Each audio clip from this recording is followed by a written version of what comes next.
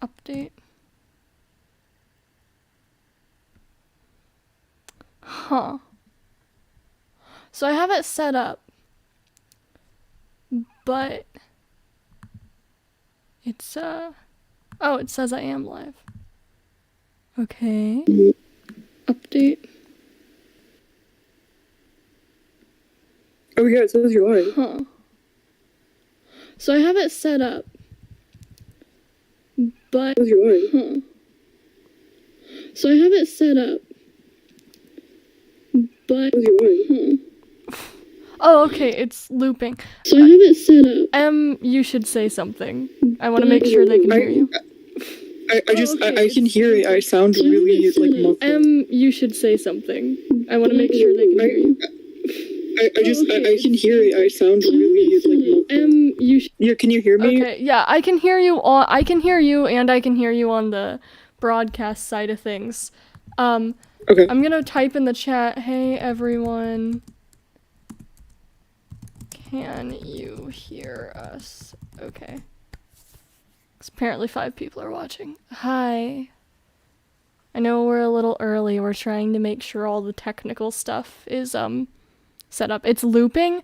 I think it's looping because it just keeps looping until we like say more stuff. I don't know. I don't know what's wrong with it.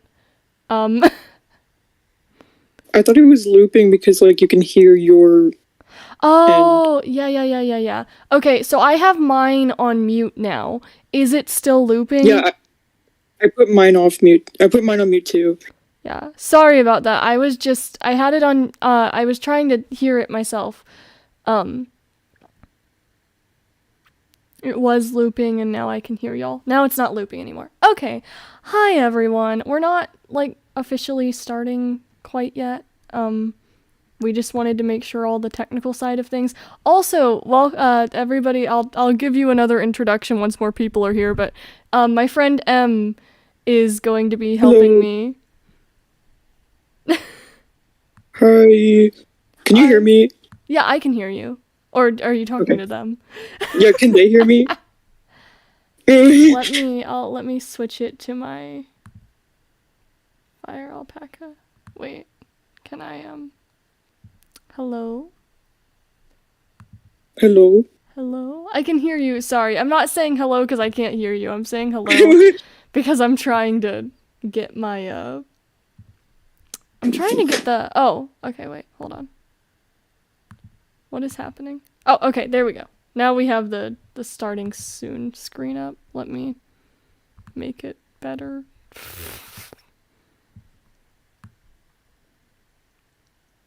I hope you're all doing okay. Yeah, we'll be starting in just a little bit. How are you all? Do you have any questions before we start? There is a little bit of a lag, I do want to say, so I'm sorry about that. I cannot do anything about it. It's just my internet. And also, if you hear me, like, drinking or something, I apologize. Oh my god, you're drinking? Yeah, no, I'm totally getting wasted. No, I'm not. Oh my god. That's a joke, guys. I'm drinking Diet Pepsi and water. Because I have, like, really bad issues with dry throat, especially when I'm streaming.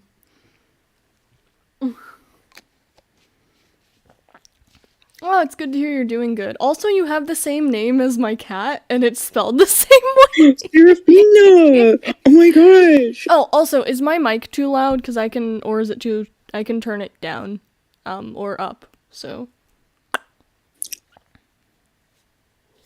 Oh my god, is that Serafina your cat? I don't think that's Serafina, my cat. I don't think so. So will my Could text, be. like, auto-scroll? Live chat. Okay, yeah. Just show me everything. Da-da-da-da. How many people we got here? Oh, I was gonna post on my story. Yeah, this mic is good. Cool. I was gonna post on my story that I'm live now. Ha ha ha. I like how I get a notification that I'm live on my phone. Thank you for letting me know.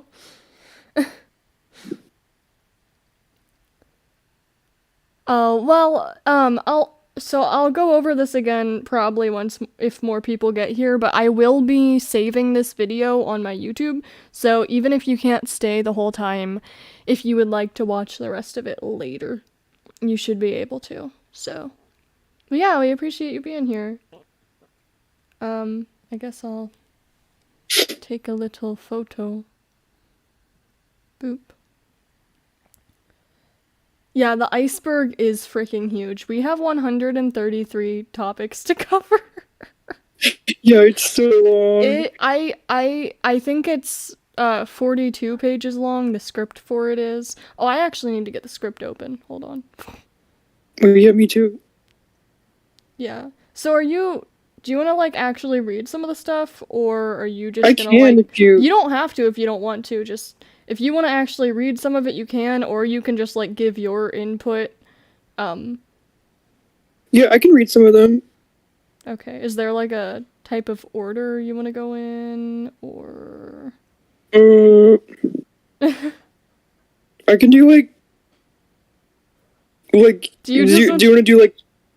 You read two and then I read you read two and then I read one, or do you want to do like every other? We can do the 2 in 1. I was gonna jokingly be like, do you just want to read the Jackson one?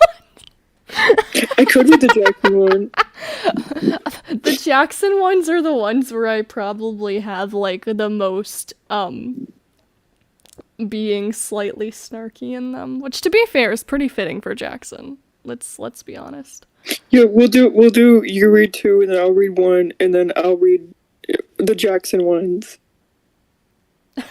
Okay, you can read the Jackson ones.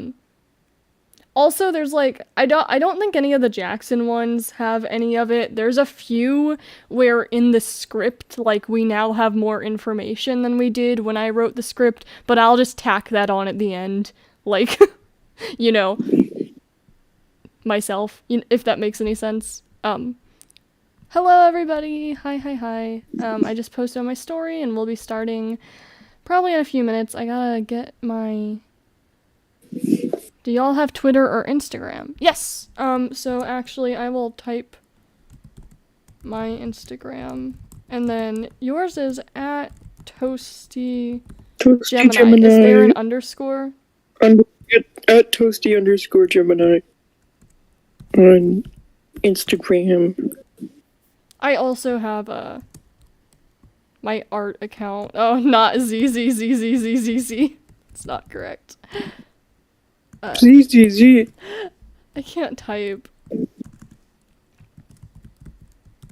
I feel like I need like a buzzer that I can just like, you know, like one of those buzzers that like you just slap when you're done with the thing, like just like you're taking a shot, but I don't take shots, so it's just like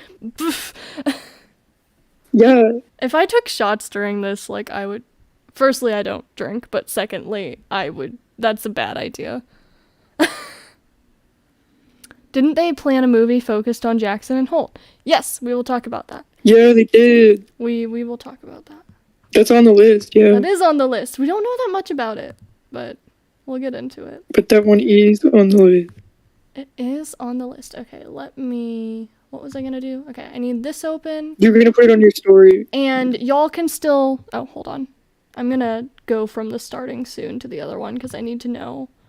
I need to know these answers. I need to find...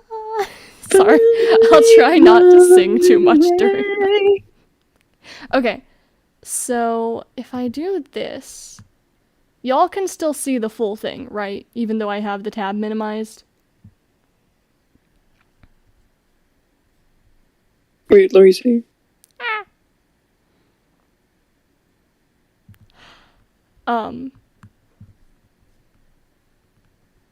Because I have to have the tab minimized because I need to have the script open as well.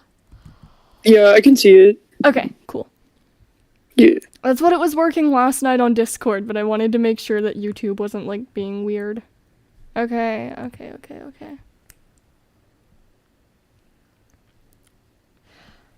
So I have to have this minimized, and we just have them side by side. Can my Google documents stop being strange, please? Okay, I'm gonna close the outline. That might help. That does help. Yeah, I'm gonna post it on my story. Because I think oh no, for some reason I have it set to 2:30 instead of 2. Oh, it's okay. It's fine. We'll be fine. It's fine, it's fine.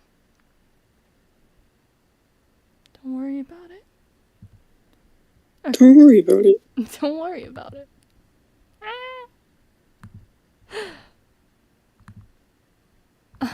I have no... Oh, I meant to put on music. Haha. Let me make it, like, quiet so it's not, like, super duper loud or whatever.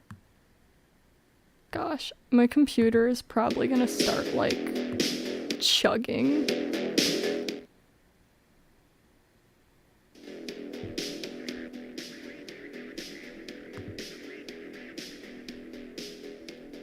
Okay. Yeah. Alright. I'm just gonna close all of the tabs that I don't have to have open for this, because it's just gonna make things confusing for me if I don't.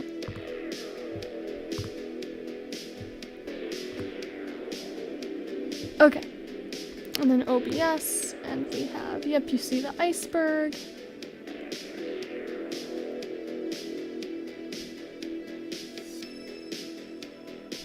Yep, we can see the iceberg.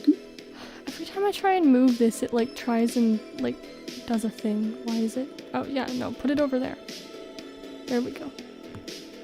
Okay, now I can see the chat. Cool, cool, cool. Alrighty. So let me go check what's going on over on the YouTube. Okay, it doesn't want me to check. I don't know how many people are here. Ha ha ha. That's fine. Alright.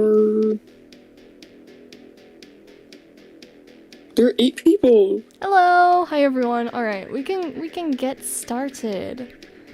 Alright, so firstly, welcome everybody. Thank you for joining us today.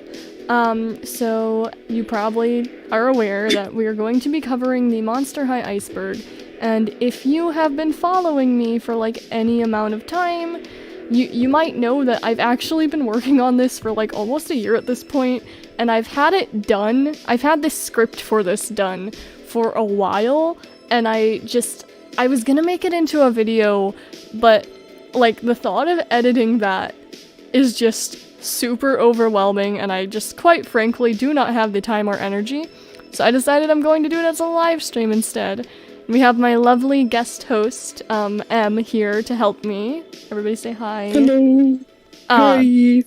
So, because this is a live stream, I will be reading my script, but I will also be responding to the chat every once in a while. I can't see it, like, 100% of the time, but, so, yeah, and you're gonna have to hear me, like, trip over my words, like I always edit out of my videos, but since it's live, you're gonna hear it, so, yeah, and so I guess I'll go over, like, what an iceberg even is, if anybody here doesn't know. So, icebergs are an internet trend that spread to multiple different fandoms, and as always, I am late to the party.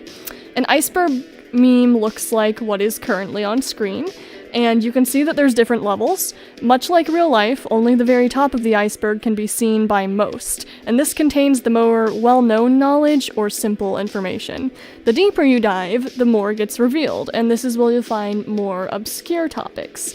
And Monster High is like a really good franchise for this because there was just like so many things. There is so much info, there's so much lore. And I also want to give a shout out to like everybody who helped me with this, because I did get suggestions from other people to what to put on here and all of that. So I guess without any further ado, we can, or ado, sorry, Further ado. Let's, we're gonna talk about, it's mostly gonna be fun stuff. There's a few not fun things we have to talk about later, but we will get to those when we get to them. So, without further ado, let's get into the sky. All right. The first topic is Frankie is 15 days old. This is pretty straightforward. Frankie Stein is 15 days old. This was stated in her original bio. Despite this, Frankie was created with the mentality of a teen and attends Monster High. The only really weird thing about this is that her age was not updated for years, leaving her at a perpetual 15 days until it was finally changed to the much more flexible. How many days has it been? This is also another weird thing about this that is more recent information is that in the Haunt Couture diaries, she still says she's 15 days old, even though, she had aged past that before, so I don't know what's going on with those diaries. I've spoken about that before. We're not gonna get into them much here because we're covering the old stuff, basically. But the next topic is sports in heels. And this is just referring to the fact that due to the doll's mold, the ghouls are constantly doing various sports in heels, which is pretty impressive if you ask me. They do fear leading in heels, they do tennis and soccer and softball and roller maze, all of that while wearing like 6-inch platform heels. And you know what? I gotta give them props for that. Alright, you wanna take the next one? Alright, Oh, I don't have a photo for it. Ha ha ha. Okay, bad puns, and bad is in quotation marks, just so you know. One of the first things you'll notice in any Monster High media is that the many, many puns. Your mileage may vary on if you find these entertaining or awful. Personally, I think most of them are frightfully fun, though I do have a bone to pick with the word rodentleman. And do you want to go into that? Yeah, so firstly, I wrote that, so that's not necessarily M's opinion. I don't know, do you think they're frightfully fun? No, yeah, they are fun. But yeah, rodentleman is disgusting. So, I'm gonna go look at the chat for a second. I remember that one. Rodentleman is in, Mousadie's King's diary, and it's supposed to be a combination of the word rodent and gentleman, and she uses it in reference to her father. She's talking about how, like, no one takes him seriously as royalty because he's the Rat King, but he's a true rodentleman. But I hate it. It sounds like a rodent dentist, and I'm sorry, like a dentist, but the only I draw the line at rodent cooks, okay? Like, that's all I'll accept. So yeah, that word just makes me uncomfortable. I just don't like it. Oh my gosh. Listen, I love the diary writers. We all know that. But what the hell is rodentleman? What the hell is rodentleman? Alright. The next subject is Cleo is a rich witch. Firstly, no, Cleo is not literally a witch. I am just as bad with the puns as Monster High is. It's made very obvious from the start that Cleo's family is absolutely loaded. There's a few running gags about this, such as, and I was gonna enter the clip, but I can't, but the one in From Fear to Eternity, where Deuce puts on a second pair of sunglasses and goes, "We're gonna need your credit card." And then Cleo just, like, gets out her wallet and is like, "Which one?" And that's the only thing I like about From Fear to Eternity. Okay, I don't like From Fear to Eternity, but that gag is A+, top tier. The second sunglasses. And the second, he puts on another pair of sunglasses. He just puts on another pair. Iconic. Alrighty, next up is Garrett Sander, who looks like he's, like, planning something in every photo that I've found of him. He does. He looks like he's mischievous. Alright. Garrett Sander is known as the creator of Monster High, and this is true. It's worth noting that, as with most franchises, there are various people and teams who work on and create the final product. So technically there are multiple creators.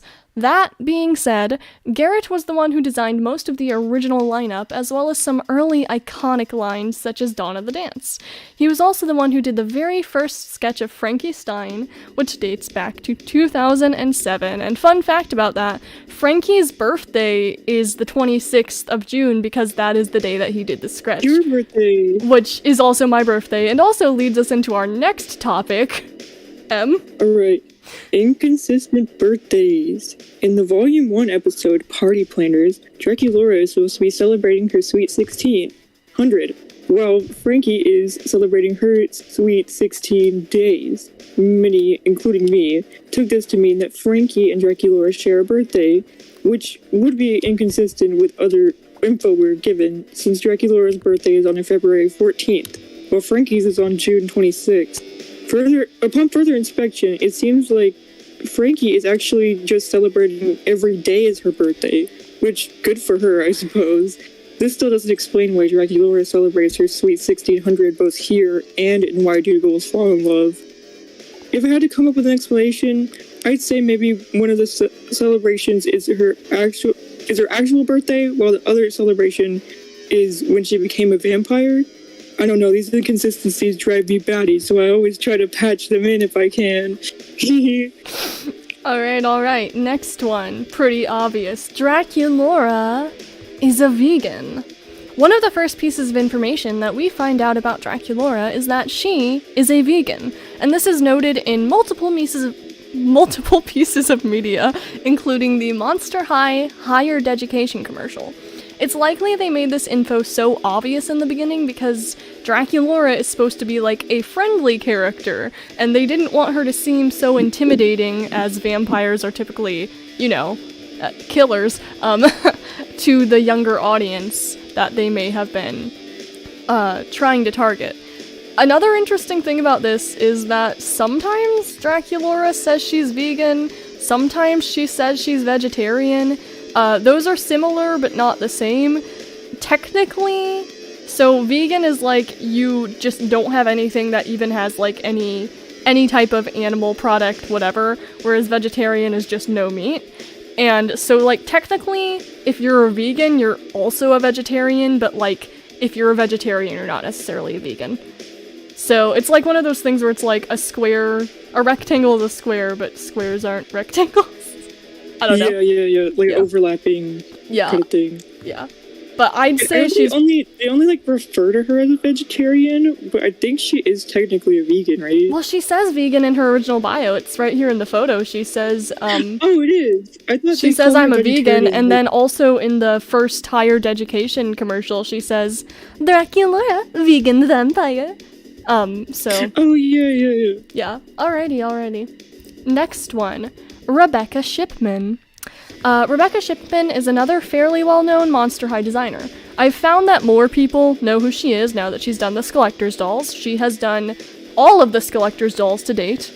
And she did most of the Haunt Couture line, though Claudine was designed by someone else who I believe's name is Glinda, but I cannot remember their full name.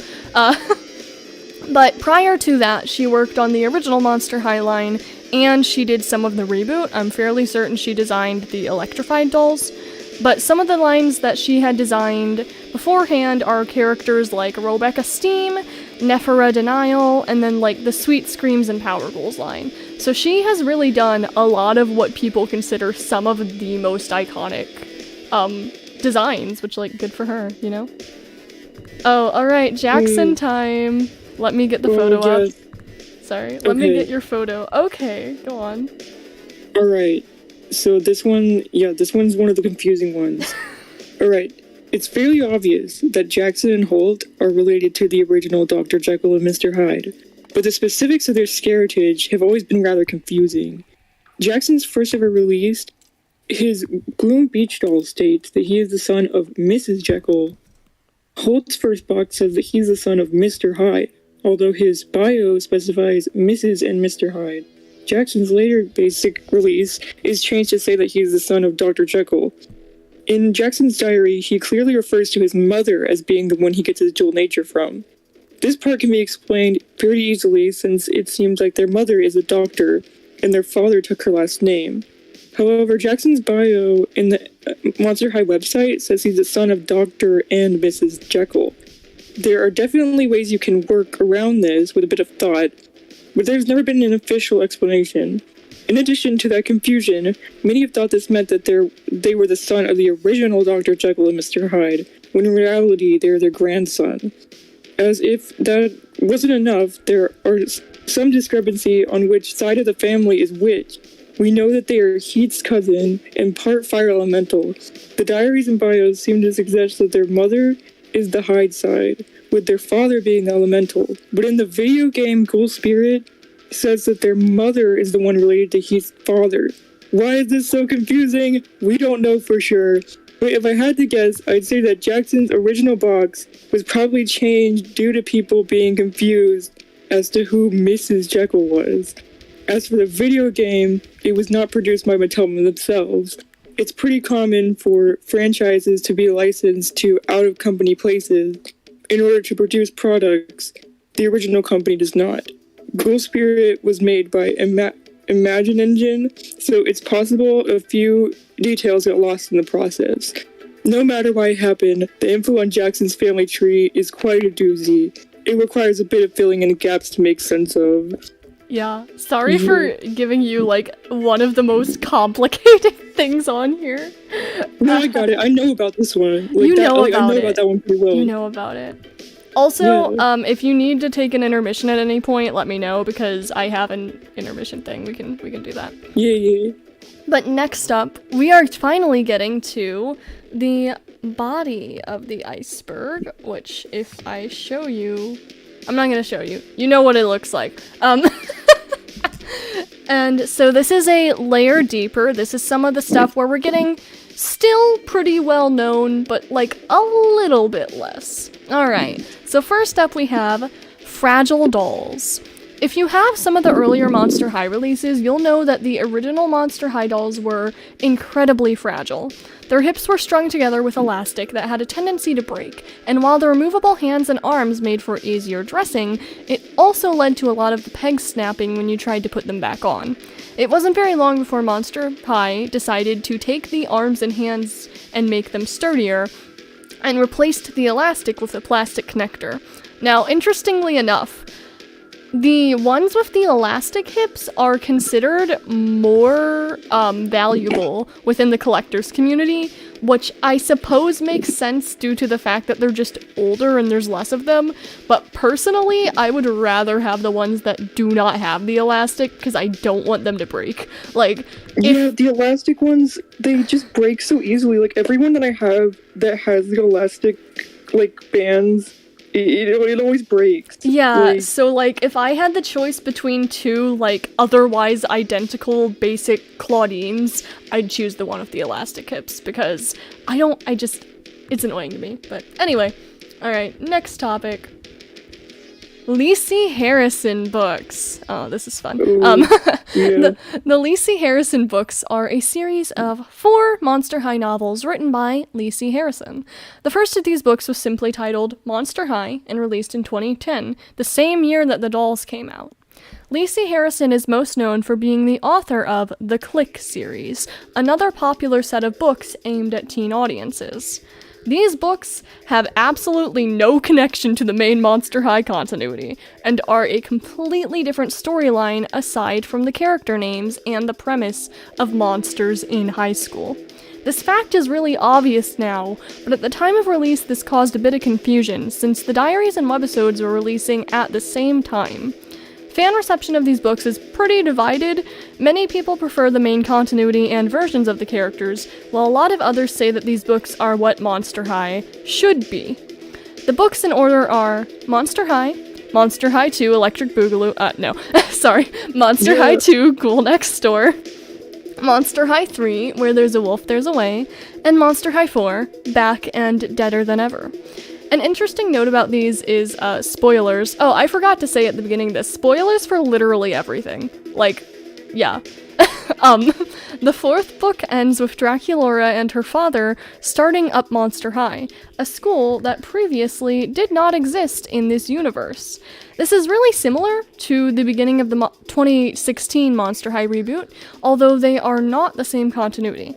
It is unknown if this similarity was intentional, but it makes me wonder if the original concept for Monster High was something similar, and if it will be used again in the 2022 reboot. And we now know that no, it will not be used again in the 2022 reboot, because we're getting Bloodgood! She is confirmed! We are! No, like Dracula and her dad don't run the school. I have no problem with Dracula being like a vice principal or something, but like, listen. No, you can't get rid of my ghoul, alright? You can't just say that they made the school in like this is a new thing. Like, well, I don't know. Because my thing with it is I don't necessarily have a problem with Monster High being a new school, as long as you actually treat it like a new school, and, like, go into, like, yeah, that would have consequences, like, the fact that it's brand new would impact things, but in the reboot, they just, like, it's brand new, but then they get, like, over 100, like, they get, like, so many applications, and, like, they don't seem to have any problems with funding, and, like, if this is a brand new school, especially if it's a school for, like, monsters that hasn't been done before, like, it's gonna have struggles. And, like, the original Monster High, even though we don't really see it when it was brand new other than in Freaky Fusion, we know that when it first started, it wasn't easy. Like, it was difficult. And so, like, if you're going to make Monster High brand new, go into that, like, have that actually impact things, because having it be brand new but then just, like, having nothing, like, not actually doing anything with it is just, like, boring. Like, you're erasing all of this history for no reason. Anyway. Okay. The Gory Gazette. The Gory Gazette is the name of Monster High School newspaper. But wait, there's more. From 2012 to 2015, the official Monster High Tumblr account was used as a real-time publication of this paper. There are various articles, interviews, etc., all of which feature our favorite Monster High characters. A ton of posts were made during this time, though they started dying down as the years went on. There's a lot of really fun info and articles in there, and if you haven't read this, and you're interested, I highly recommend checking out the Monster High Wiki's transcription of the entire thing. I'm also pretty sure you scrolled through Monster High's Tumblr to see the actual posts if you wanted, but given the fact that it's been around 6 years since it stopped running, that would be a lot of scrolling. Either way, it's a fun publication, and I'm a total sucker for everything that is a copy of or replica of an in-universe text. I so adore this. And pro tip, if there's a certain character you're looking for info on, try the find in-page tool on your browser, because there are a lot of posts. Yeah, and if any of you want links to that, they're in my Monster High resource document, which I can, I don't know, post in the caption or something. Alright, next up we have the farmer who steals the souls of. In the film Ghouls Rule, Frankie is scared about the upcoming Halloween, and Claudine says that they can all have a sleepover at her house to distract them. Claude chimes in and says they can tell the story about the farmer who steals the souls of something, but he's caught off by Claudine, throwing a tennis ball down the hall. We're never told what the farmer steals the souls of, and we may never know. He was gonna say a ball. A ball! Yeah, that's just what he was gonna say. There's, like, no... Yeah. There's nothing, like, nothing else. That's the actual thing he was gonna say. There's the photo for that. Sorry, I forgot I had a photo. Okay, can we appreciate how high quality this screen cap is? I'm sorry that most of my pictures are terrible quality. I tried. Alright. For example. Alright, next up is Best Eyes, Best Smile. The Monster High Fright song contains this line in the second verse, and I can't play the clip, so I'm just gonna, best eyes, best smile, let's be realistic. And the lyrics to that are best eyes, best smile, but many fans, including myself, could not tell what they were saying, leading to interpretations such as, the stars may smile, and besides my style. It's pretty easy to just look up the lyrics, but a bunch of us just didn't do that, and we've been singing it wrong up until, like, last year. I actually knew that it was best eyes, best smile. Like, the lyric that I didn't know was, like, the Laguna, you're the finest fish in this lagoon. I had no idea what they were saying. I thought it was besides my style, and, like, I literally didn't know that was wrong until last year. Alrighty. Next up. Alright, okay. Clawless Claudine ear headband. The original release of Claudine Wolf had a few interesting traits. Firstly, in the prototype, her wolf ears are connected by a headband rather than part of her sculpt, making them removable. You can just barely see this in the stock photos. The doll that was solid did not have this headband, but there was another error on her. A good chunk of the basic Claudine dolls were released without her clawed hands. Instead, she had usual nails similar to what the other characters have. This was fixed for most releases of Claudine, though some of her Dawn of the Dance dolls have the same issue. Yeah, my Dawn of the Dance Claudine has human hands. I don't know why. Yeah, mine does too. Those are the ones with the gloves, right? Yeah. Yeah, the black gloves, yeah. Which is weird, because they had to make a separate mold for it.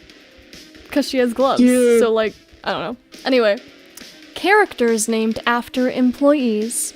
A few of the Monster High characters are named after Mattel employees. Some examples are Rebecca Steam, who is named after Rebecca Shipman, and Julia Yelps, who is named after Julia Phelps. Not to be confused with Julia Drawfee. Bloodgood is... Julia Drawfee does have a character named Julia in one of the Halloween episodes. Wait, she does? Bloodgood is also named after Aaron Bloodgood. In addition to the main cast, there are also two ever so briefly mentioned characters who are stand-ins for people who worked on Monster High. In Gulia's Dawn of the Dance box, she mentions that she listened to a podcast interview with the creators of Deadfast, Ich Hardy and Killy Rotley. This is referring to the author of the majority of the Monster High Diaries, Eric Hardy, as well as the main Monster High artist, Kelly Riley. Alright, as far as I'm aware, it hasn't actually been mentioned if Garrett DeRoque is named after Garrett Sander or not. However, Garrett DeRoque was created by the animation team because he first showed up in Scaris, so if he was named after Garrett, it probably wasn't Garrett who named him that, if that makes any sense. Because Garrett's on the doll team, and the animation team is like a separate thing. Starsu.net. Alright. Starsu.net was in no way official Monster High content, but I know that it was very influential to me and others in the fandom, so I wanted to mention it. Starsu.net is an online site that hosts and produces Flash games. They are most famous for their dress-up games. They made these for various franchises such as My Little Pony, Disney Princess, Ever After High, etc., but the ones that we're talking about are for Monster High. They would release new games nearly every time a new line was revealed. The characters' clothing selection normally consisted of a combination of their canon looks and a few that were designed just for the game. Through the years, the games have become more customizable, with features being added such as the ability to change the character's eye color and even their expression. Every game had a song in the background, most of which were not actually from the franchise.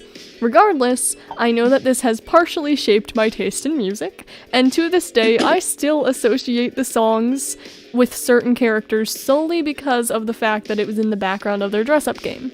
Paparazzi by Lady Gaga will forever equal Nephra to me, and I'm okay with that. Another neat fact about these games is that many people would use them to create box art for their Monster High OCs. And I actually went to go check up on this website not that long ago, now that Flash has died. They only have a few of the games available. I guess that they've redone them to no longer include Flash. But the more interesting thing to me is that all of them are renamed now. So instead of being like Venus McFlytrap dress up, it's like Plant Princess dress up. And I'm wondering if Mattel like was like, hey, you can't use our character names. So yeah. They probably did. They do that. Alrighty. That's something they would do. Okay. Mr. Luzar. Luzar is a human teacher at Monster High. He's strict and not very fond of the students. Luzar appears fairly infrequently, mainly in earlier Monster High content such as New Goals at School and Substitute Creature. He's also in the Monster High website game Creepateria Food Fight. Despite not being in much, he seems to be pretty well remembered by the fandom. It's Loser! It's Mr. Loser! Also, someone said that the creators Uwick Hardy and Kelly Rotley are also mentioned in Ghoulia's San Diego Comic-Con doll, which I did not know, so thank you. I don't have that one. Oh. Yeah, which is cool. I mean, they're the creators of Deadfast in universe, so it makes sense that she'd mention them there, because she's, cosplaying Deadfast. Ghoulia's a canon cosplayer, guys. We love to see it. Alright. Yeah. Next up, Monster High / Ever After High universe. It is canon that the Monster High and Ever After High universes are connected, though the details on how can be a little bit confusing. In the Ever After High webisode, Here Comes Cupid, C.A. Cupid transfers from Monster High to Ever After High. She walks through a mirror portal and her appearance is changed quite drastically. This was the first time that we were shown that the universes are connected, but it would not be the last.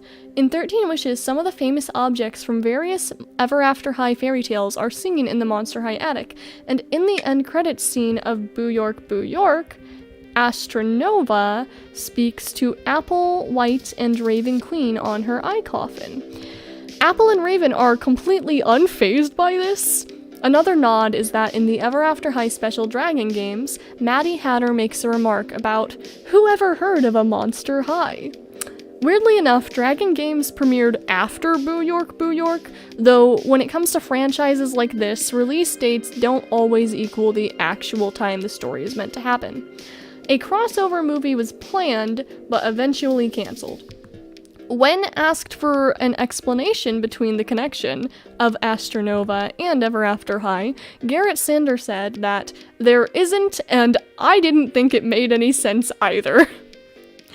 After the Monster High reboot, there was an Ever After High crossover novel titled The Legend of Shadow High.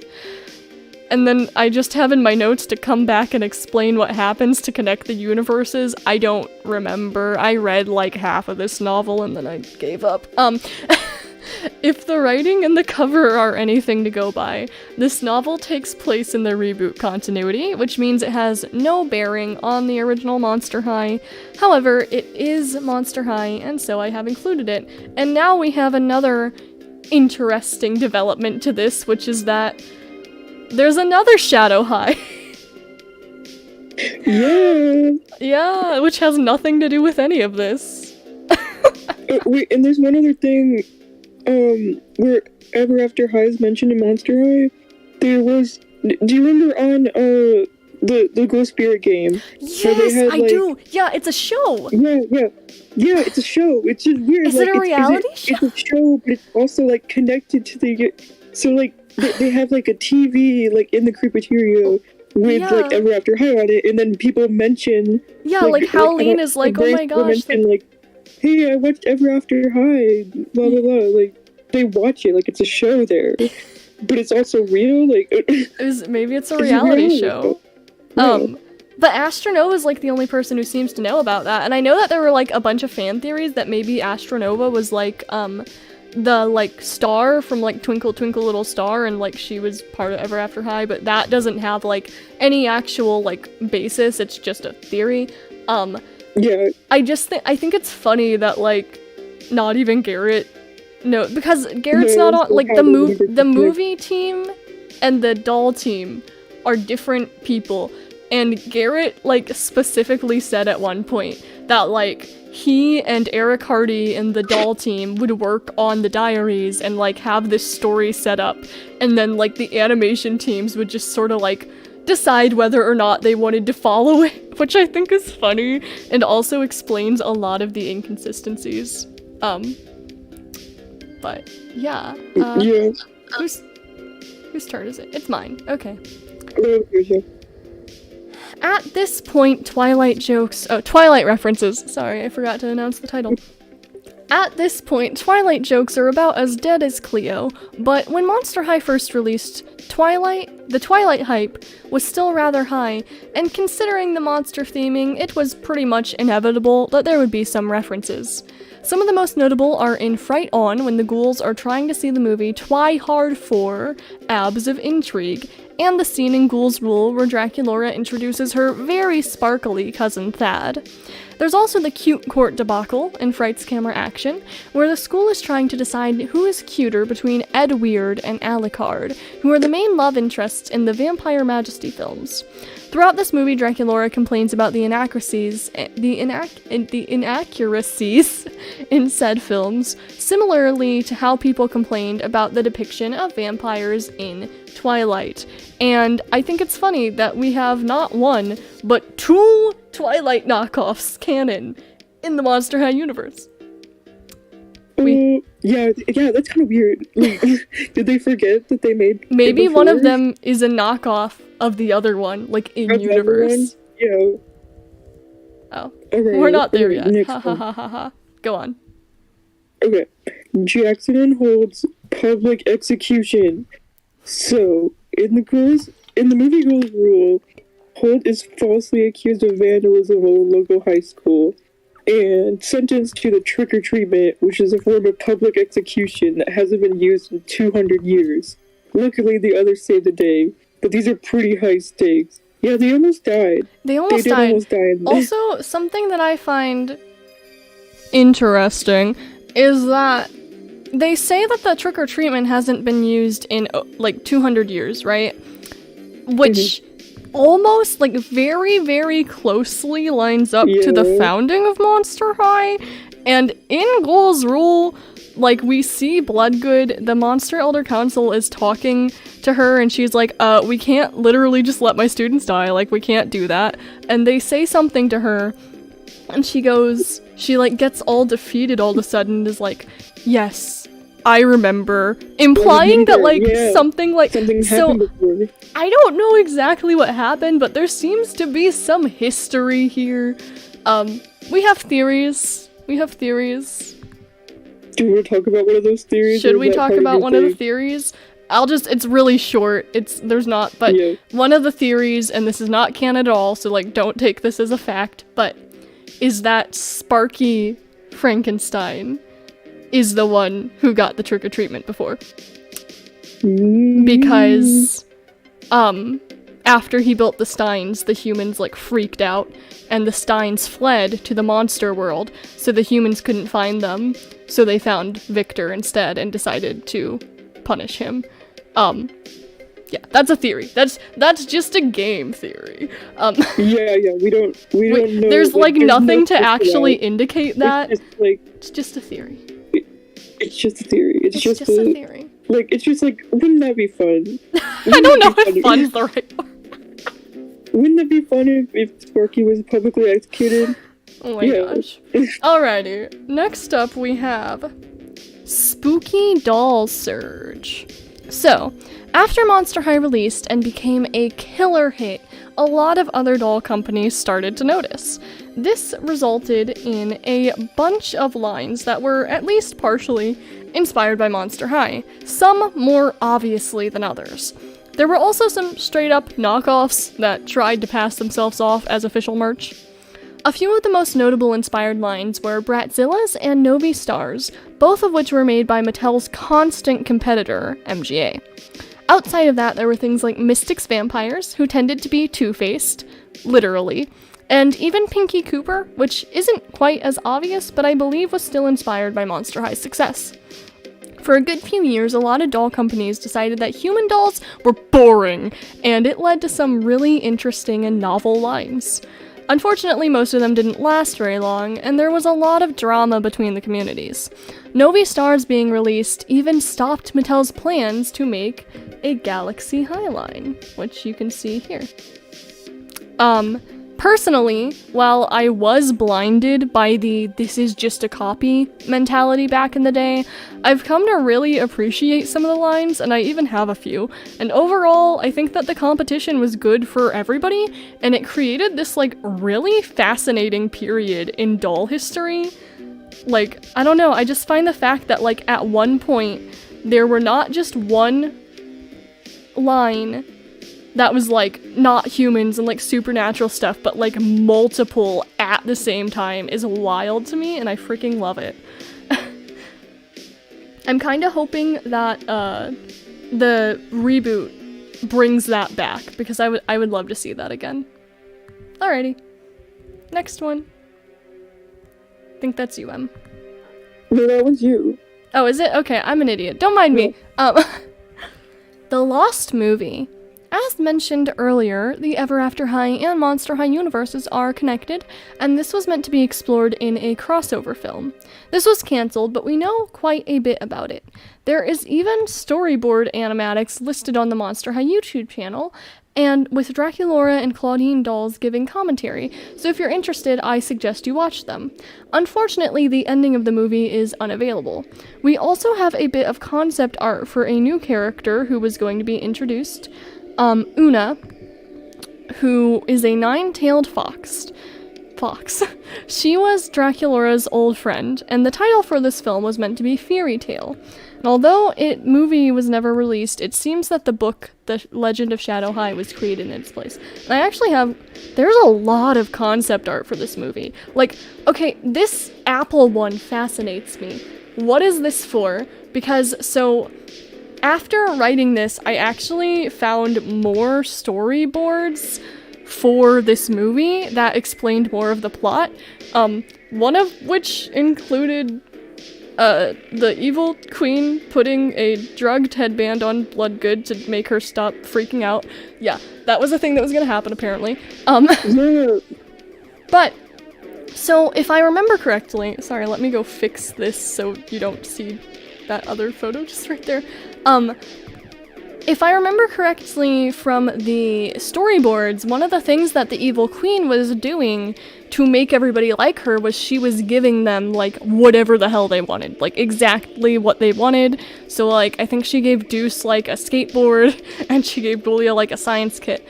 And it's not mentioned a ton in Ever After High, but, like, it is a thing that, Apple is kind of self-conscious about the fact that she has blonde hair when Snow White is typically supposed to have black hair. So I'm wondering if this may have had something to do with that? Like, maybe the evil queen gave her black hair to win her over or something? Anyway, so I am going to take a short intermission. I'll be back in a few minutes. Let me try and, sorry, let me get my intermission screen up. And there we go. I'll be back in just a few minutes. Oh, my knees hurt.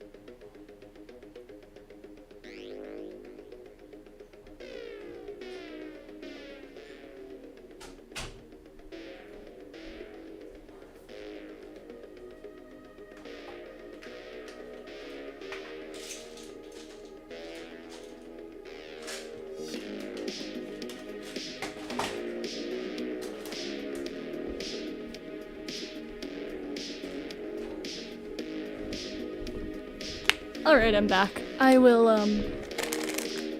look at the chat real quick. You're gonna take my throne while I'm gone. I mean, you could try. I don't know. That would have been a good April Fool's Day, you know?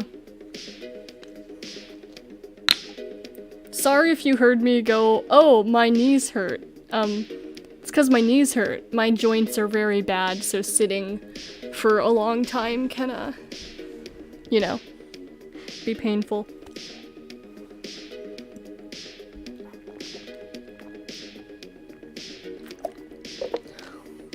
I got cookies. I got food. A bit of a snack, eh? That was a reference to the Jekyll and Hyde musical, for those of you who don't know. I think M is gone, so I will wait for M to get back. I'm sorry, I'm back. Oh, no, you're fine. No, you're fine. Don't worry. I couldn't hear you. It was weird. No, it's okay. They're trying to take your throne. Yeah, I saw that. I mean, hey. Give it a good old college try. I would like to see. Oh my god. They're gonna try to... Can we have some? Sure. They're, Walgreens mini chocolate chip cookies. Alright. Alright, I think next up is you, so let me get the... Okay. let me get the... Sorry, I know. I'm a bit of a mess. Okay. Let me know when it's up, because I can't see it when you do it. There's a delay. Alright. Now we're good. Okay. Melody Carver. Melody Carver is the main character in the Lacey Harrison Monster High book series. She is introduced as being a human, but, spoilers, it turns out she's actually a siren. I've seen a lot of Monster High fans like her character, and some even want her to be in a series and become a doll, but this never happened. I've also seen her compared to Claire from Ghoul's Rule on occasion, but they aren't really similar aside for both being human girls who interact with the ghouls. And one of them isn't actually human. And I guess they both have, like, dark hair. Yeah, but like, I don't, that's really like... it. I guess that... So, Melody isn't, from what I remember, I haven't read the Lacey Harrison books in a little bit, but she's not goth. She, like, dresses kind of, I guess, what you would call, like, maybe very slightly emo, but she's not goth like Claire is. Claire legit has black eyeshadow going up to her, brows. Yeah, she wasn't really... Yeah, and... I kind of thought that she was more, like, preppy. Yeah, I mean, like, not as preppy as her sister, because her sister is, like... Okay, yeah. Just a fun fact, I always liked her sister more than Melody. Yeah, I always thought she was more interesting. And also, like, didn't her, like, family, like, force her to get, like, a nose job or something? Yeah. Which was weird. Yeah. I haven't read the Lacey Harrison books in a while. I've been meaning to reread them because I would like to actually talk about them in some substantial way that doesn't just go like, oh, I remember not liking them. But, yeah, they're not very good. It's very difficult for me to, like, actually get through reading books at this current point in time, and so it would take a while, so I haven't started it yet. But there is an audio, they have audiobooks, and there's also someone on YouTube doing, like, an audio drama of it, so I might start listening to that. I don't know, we'll see. I just got other Monster High books to read yesterday, so I'm kind of spread out pretty thin amongst what books I'm supposed to be reading. Anyway, alrighty. It's giving my name is Ebony Darkness Dementia Ravenway vibes. Yay! She does. Alright. That's so true. The meaning of Halloween. In the movie Ghoul's Rule, some of the main cast go deep into the catacombs to find a place called the Hall of Halloween. It's a long trip, but once they get there, they are greeted by a skeleton animatronic that gives them a tour of the place. There are various displays showing that Halloween used to be a holiday for humans and monsters to celebrate together, as opposed to the way that the monsters are told to fear humans in the present. This inspires Frankie to tell the whole school about the true meaning of Halloween, and then Manny goes, "Time to take back our school by force!" And Frankie's like, shit. Alrighty. Next up. we have the Claudine shaving controversy. If you remember the Claudine shaving controversy, you may qualify for a senior's discount. When Claudine's doll was first released, she came with a box and diary that stated that her freaky flaw was, "My hair is worthy of a shampoo commercial, and that's just what grows on my legs. Plucking and shaving is definitely a full-time job, but that is a small price to pay for being scarily fabulous." Some people weren't happy with this, wondering why she needed to shave. Some people already had an issue with Monster High based on the clothing, and this detail seemed to fuel that, though I am sure that there are people who had no issues with the ghouls' outfits who still wondered why Claudine had to shave. Later on in the franchise, more werewolf girls are introduced, and they don't mention shaving. There are also 2 characters who were added later on who have fur around their wrists and ankles, Marisol Coxey and Mousadis King. In the reboot, some of the previous characters had this feature added, including Claudine and Abby. And to give my very brief personal opinion on this, I don't think it was an issue. Claudine is really confident, and she calls herself gorgeous in the exact same bio. And I think that it was added to, try and be relatable, because a lot of women do shave, and not to insinuate that it was, something that she had to do. But that's just my personal opinion. People will have different opinions on it. That's okay. Yeah, I think that makes sense. Yeah, especially looking at the fact that later in the line they do have girls like Marisol and Mousadis, though they weren't added until quite a bit later. But it's not, I don't know, just personally, I didn't really have an issue with it. Anyway. Alright, next part. Cleo and Claude dated.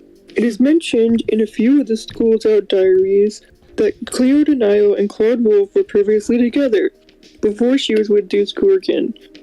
This is why Claudine initially hated Cleo, because she thought that she had dumped Claude for Deuce. It turns out that this was not the case. The breakup was mutual. I scrolled up too far, sorry. It's okay. Where did it go? Would you like me to finish? No, I got it. Okay. Sorry. In addition, it turns out that C.A. Cupid is the one who paired Claude and Cleo together, shooting them with her arrows. Yay! Cupid's allowed to have. We'll get to that later. We'll get to the thing with her being allowed to have a bow and arrow and Abby being allowed to have a chainsaw. We'll get to that later. Yeah. We'll get to that. All right. Abby lives with Bloodgood. It is mentioned in Abby Abominable's basic diary that she stays with Headmistress Bloodgood while she's in school. She notes that Bloodgood is an old family friend who she's known who she's known since she was a Yetling. Headmistress is the one who convinced Abby's parents to let her go to Monster High, and the ghoul seems to be on good terms with her, saying that her heart is large with courage and honor, but I think many students here do not know that. She also mentions that occasionally Bloodgood will come out to the stables while Abby cleans to work on language lessons, and that this makes her feel less homesick. A strange thing related to this is that in a diary entry, Abby specifies that she stays with her during the week, implying that she goes back to the mountains on weekends.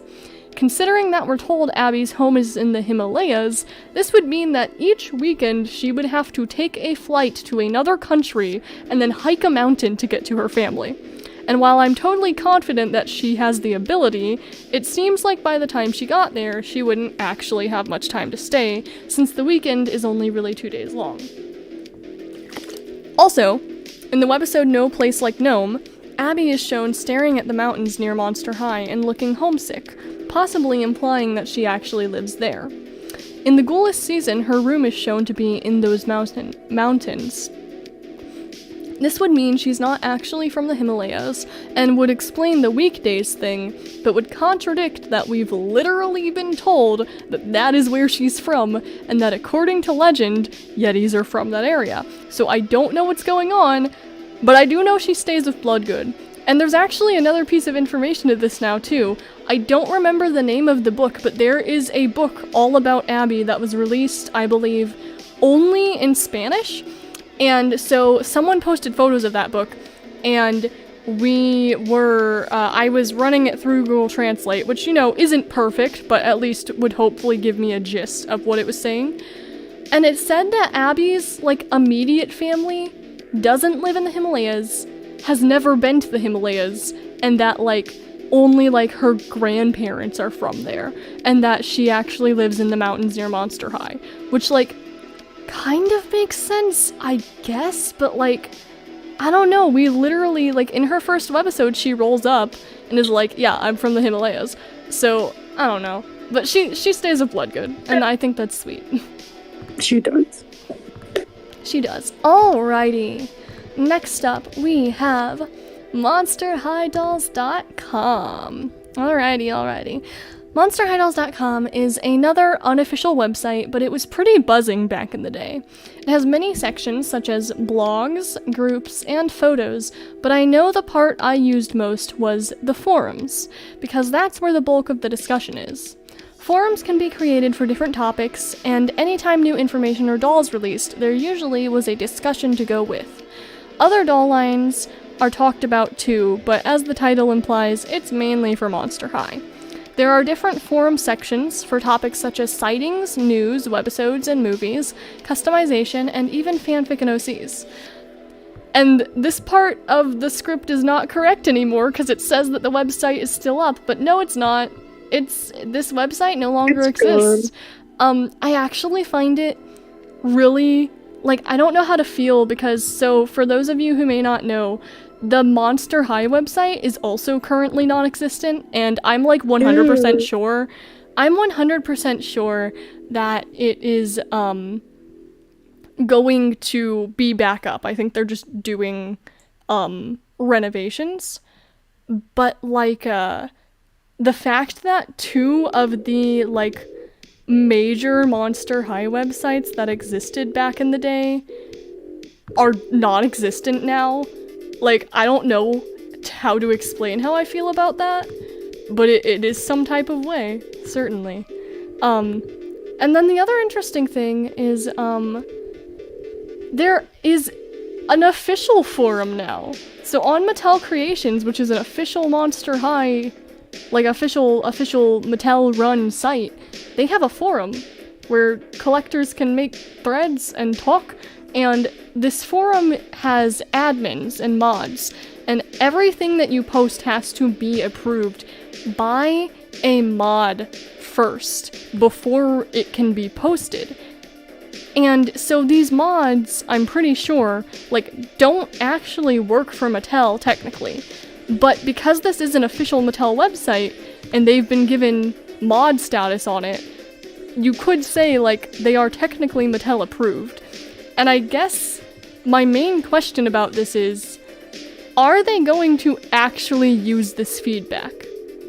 Do they actually look at this?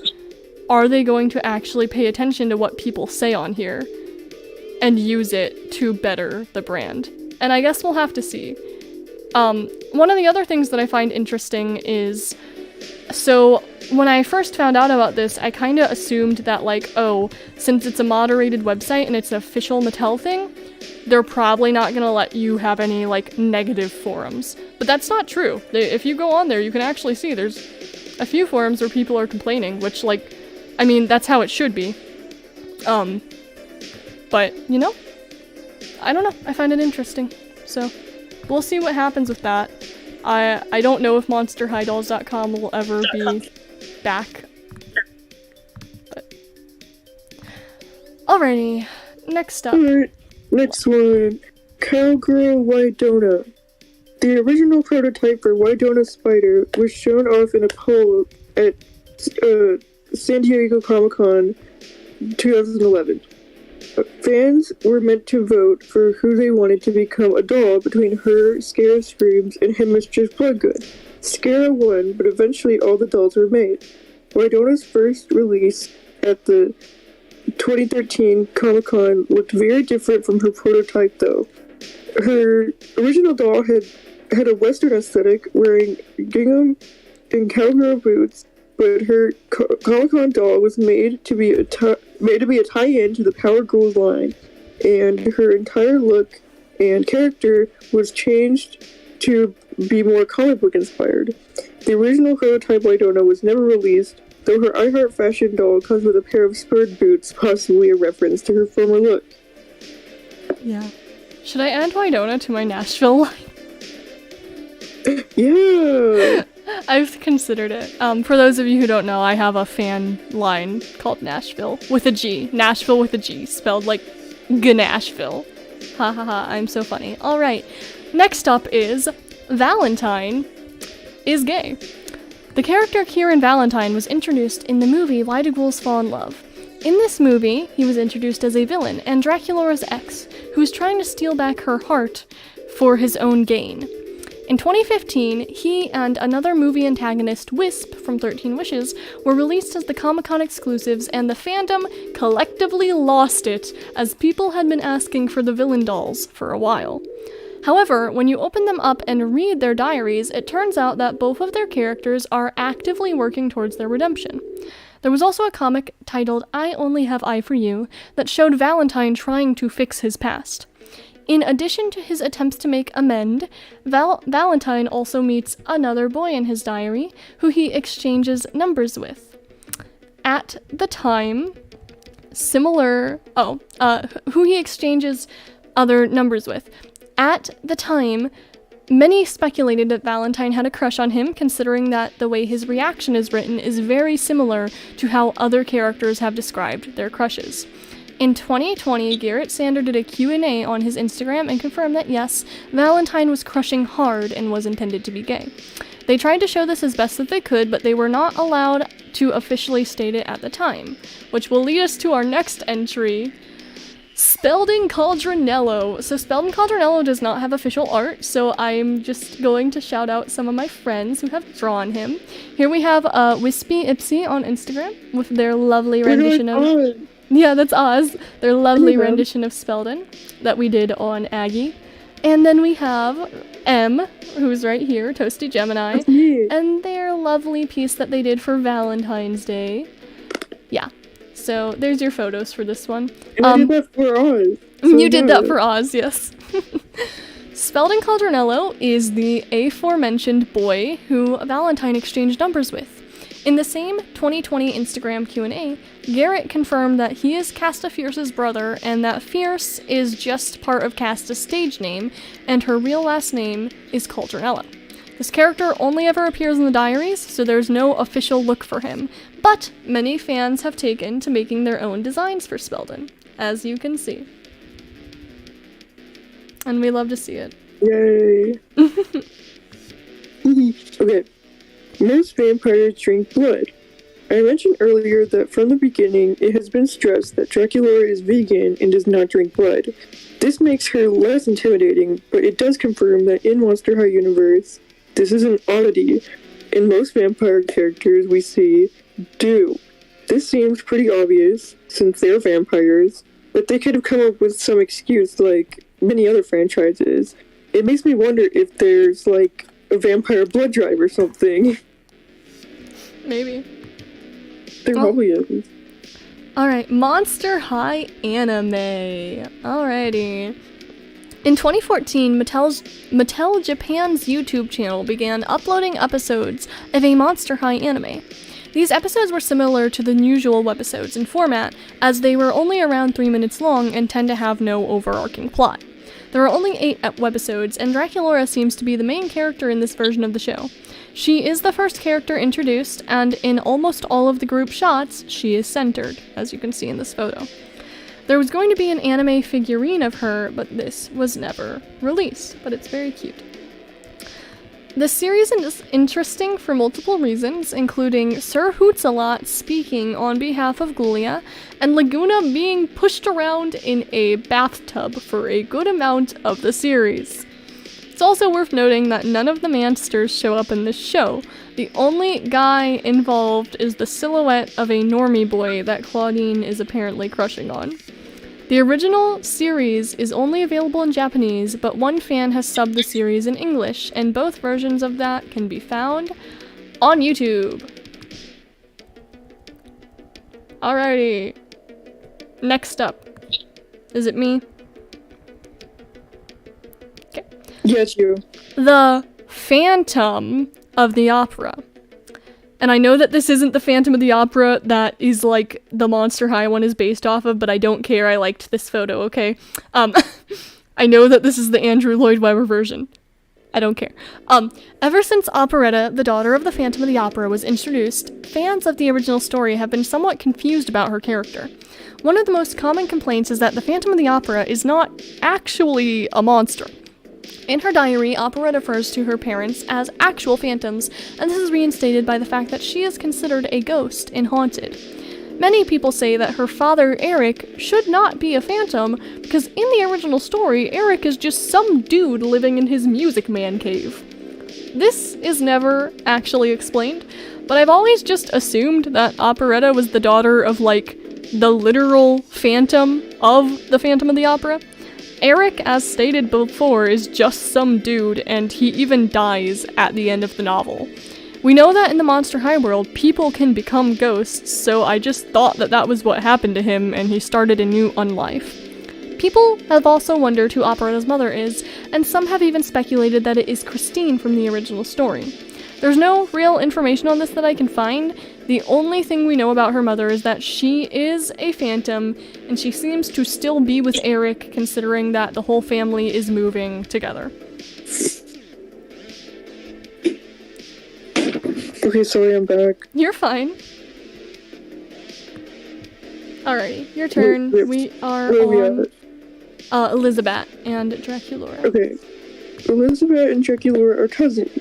This is a pretty prevailing fan theory that a lot of people mistake as canon. There is no indication of this. When Draculaura speaks about her history with Elizabeth, she always refers to her as her former best friend. She never mentions anything about them being related. Elizabeth does say that they were mistaken for sisters. A lot of this confusion probably comes from the fact that Elizabeth and Draculaura look almost identical. Yeah, and I don't have anything to confirm this, but like based off the fact that they do look almost identical, I have a feeling that in an original draft of Frights Camera Action, it was more similar to like Princess and the Pauper. But I don't know. I don't have anything to confirm that. But alrighty. Original prototypes. On November 13th, 2020, Garrett Sanders showed off photos of the very first Monster High prototypes on his Instagram page. These dolls looked very different from the Monster High we know today, though aside from Claudine, their outfits stayed pretty similar.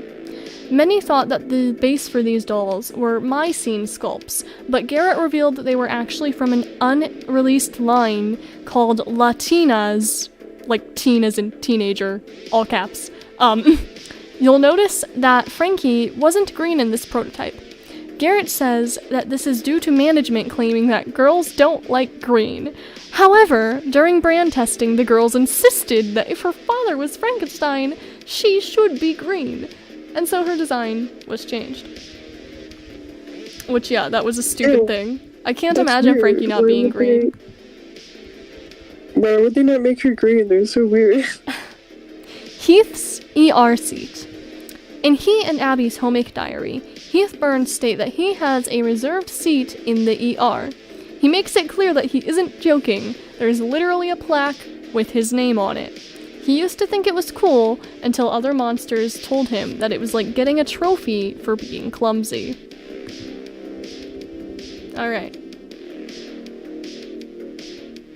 Oh, okay.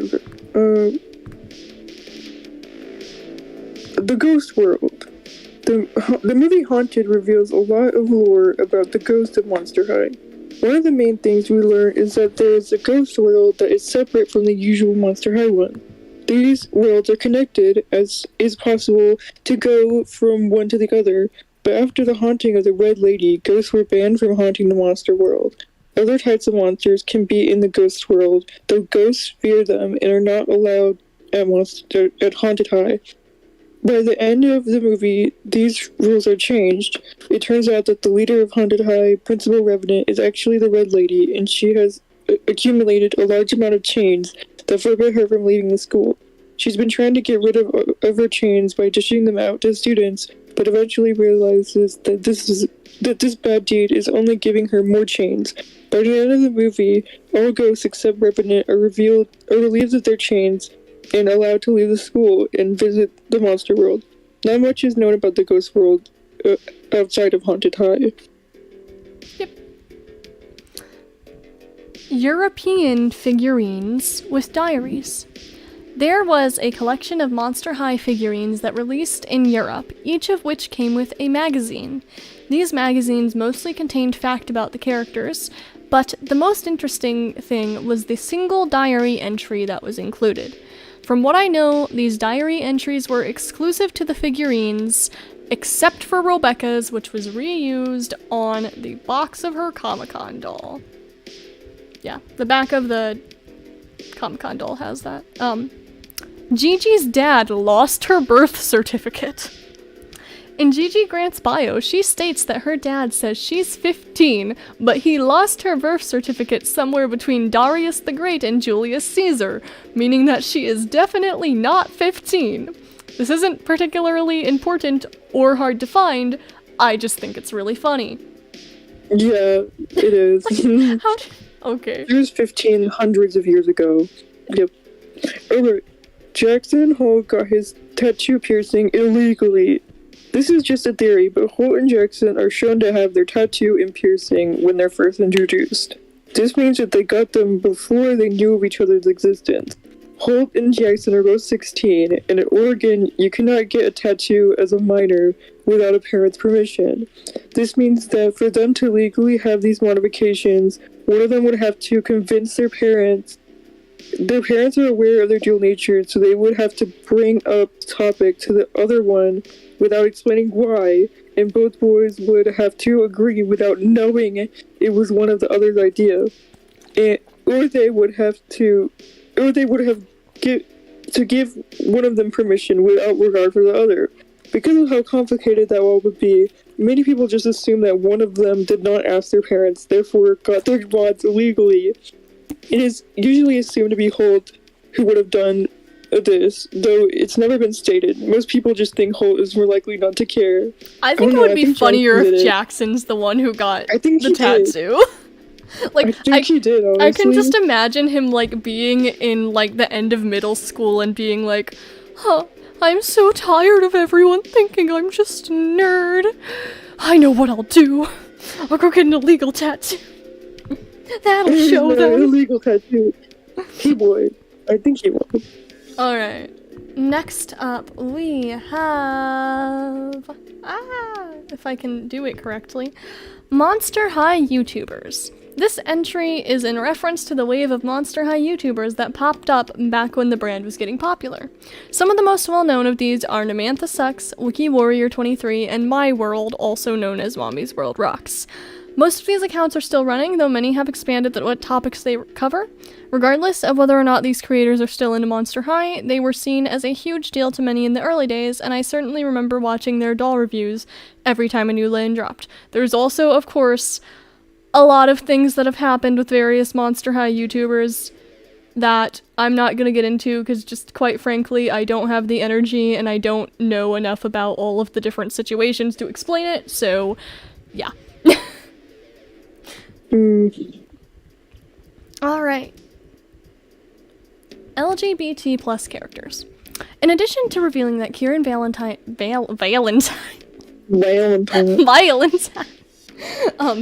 In addition to revealing that Kieran Valentine was meant to be gay, Garrett Sander also noted that a few other characters were meant to be LGBT. Many of them were not given specific labels, like Valentine was, but some were. Some of the characters mentioned included Heath Burns, to which he said he would flirt with anyone and anything, lol. Finnegan Wake was mentioned when someone asked if any of the characters could have been pan. Garrett stated, I think Finnegan, I just remembered we didn't want him to be straight, but again, we weren't allowed to say anything official. Nathan Rott, who was also said to have tended to be LGBT, though it was not specified any further. Garrett noted that he could see Kala Marie liking any fish in the sea, and when someone messaged saying that they felt like there were hints to Kayomi Haunterly being LGBT, in her diary, he said that if there were hints, then it was probably intentional. He originally mentioned that while it was not intended, he did like the idea of Claudine being a lesbian, and later on, he made a post confirming that he had decided that she was. Alright. Yes. Yes, we And love then to see Monster it. High did repost that one, like Claudine on lesbian visibility day. Yeah, I genuinely wonder if that was intentional or not. I think it was, honestly. Now that one of the things that I think is interesting is like everybody. Why is Claudine cut off? I just realized y'all can't see her. No. Let me go fix it. So like everybody knows now. Like, cause before nobody knew, but now like it has been confirmed. Everybody knows. So like I don't know, like they kind of have to acknowledge it.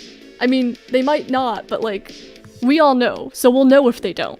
Whereas before we knew, we didn't know that they were planned to. We just thought like, oh, you don't have any, which is like, ugh. But like now we know, like, no, you have some. You just aren't acknowledging it. So. Alright. So, Hoodoo and Rebecca stay with Mrs. Kindergrubber. In their diaries, Hoodoo and Rebecca mention that they stay with Mrs. Kindergrubber. Mrs. K used to have a bed and breakfast back in the 1900s. So now her house has many extra rooms. Rebecca stays there due to her father's being missing, and Hoodoo stays there because Mr. Stein arranged for him to live there since he didn't want him to stay in the same place as Frankie. Sorry, I just find that funny. Yeah. It makes sense. It does. Draculaura's backstory. In 2015, collectors I'm just gonna start over. I'm sorry if you can hear my heater.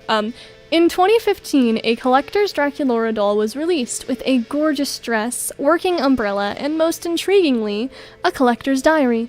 Since this doll was aimed at the older fans, it went into depth about Draculaura's backstory.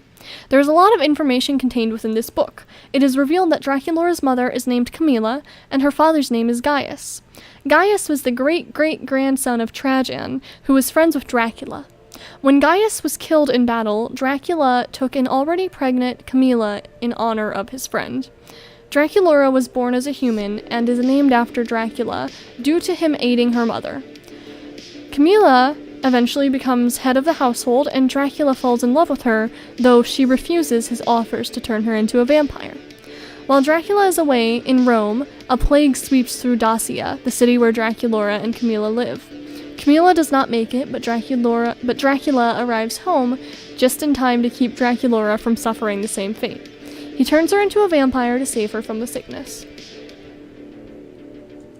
Alright. Next up, we have, oh, I love this one, Frady Hawkins 5-pack! Woo! Although this pack was formerly lesser known, now it seems to be more common knowledge. On September 18th, 2017, Garrett revealed the concept art for the Mall Monsteristas 5-pack on his Instagram. In the caption of the post, he mentioned that originally the pack was going to be Frady Hawkins themed, with Heath and Abby and Scarrett and Invisibly showing up as couples, and Headmistress Bloodgood chaperoning. Somewhere in production the theme was changed, and the only remaining aspect was Invisibly. Many people had wanted to see the concept art for the original pack, and Garrett said that maybe one day he'd be able to share the designs, but for years nothing came of it. That was until February 19th, 2021. On this day, Garrett posted this photo of his old desk at Mattel. This is not that photo, I'm sorry. And viewers were quick to notice this doll in the upper left corner, the Bloodgood doll. Some thought this was a Cleo or a human version of Spectra, but many of those who knew about the cancelled 5-pack immediately recognized it as none other than everybody's favorite horse girl, Miss Bloodgood. On the 25th, Garrett shared more detailed photos of the doll, and the fandom went wild. People were in love with her long, voluminous hair and killer horse heels. Needless to say, there was fan art. I was one of the people doing the fan art. We were in for even more of a treat when Garrett posted the rest of the pack on March 5th. Heath and Abby were intended to have swapped color palettes, and based on the prototypes, that would have given us an Abby with fiery hair and makeup, and a Heath with his white-out eyes and translucent blue flames for hair. Oh my gosh, I cannot speak. Scarrett and Billy were meant to be mod hipsters, a play on both of their signature styles. They would come with glasses, and their signature colors would be swapped. Of course, the fan art continued. And yeah, I'm still really sad that we didn't get this pack, although I will 100% admit I'm probably a little bit biased. Yeah. Yeah. Alright. I think I'm gonna have to leave after this one. I'm sorry. That's fine. Just something came up. You're alright. I can leave it. I can read this one. Cleo's family tried to manipulate her into a wedding. In the movie Boo York, Boo York, the main plot revolves around Cleo's family trying to break her and Deuce up so that she can be betrothed to a pharaoh. They succeeded in this only for a wrench to be thrown in their plans. When Pharaoh refuses the ceremony, it reveals that he has feelings for Kai Noir. Nephiro won't accept defeat and goes as far as to steal Pharaoh and Caddy's voices and passion for music to keep them apart. In the end, everything turns out alright, complete with an alien serenade, but it still stands out.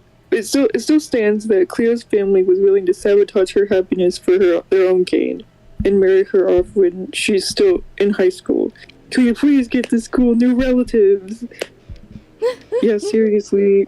Why did they do that? Listen, Cleo needs a better family. But she does. Okay, bye, Em. Thank you for helping me. Yeah, have fun. I'm glad you had fun. Everybody say bye. Bye, sorry. It's okay. Bye-bye, everybody. Alright, let me read the, comments real quick.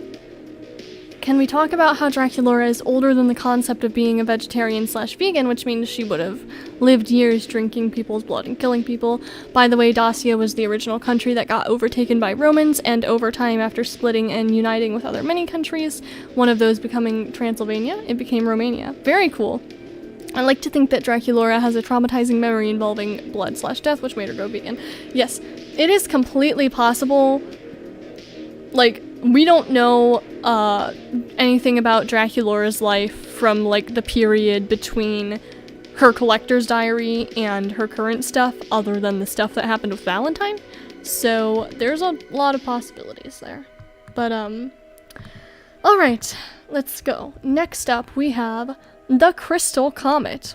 It is mentioned in Boo York that the Crystal Comet is an ancient comet that has the power to cement any promise made while under its glow. The Denials attempt to use this to solidify the betrothal between Cleo and Pharaoh, but their plans are thwarted. A chunk of this comet was used to steal Caddy and Pharaoh's voices. Draculogan. Draculogan and Cassidy Kong were not canon characters, but many people believed that they were. There were a few cases of OCs being mistaken for official, and these are some of the most widely believed. Draculogan was a custom doll created by Monster High Scream Queen, who had mimicked the official art style frightfully well. They even made a custom box for him, which is part of the reason why he was so often thought of as an official character. Not only that, he had a profile, box art, and multiple dolls, including Dead Tired, Gloom Beach, Dawn of the Dance, and Classroom or Physical Dead. Draculogan's doll was made from a Deuce base, but as you can see in this photo, Draculogan was made to be... Oh, as you can tell in this photo, I'm sorry. Draculogan was made to be Draculaura's cousin, though he struggles with being vegan, unlike her. He is friends with Claude and Deuce, and he loves basketball. His pet peeve is normies, especially Jackson. Sorry, I just find that funny. Monster High Diaries book series.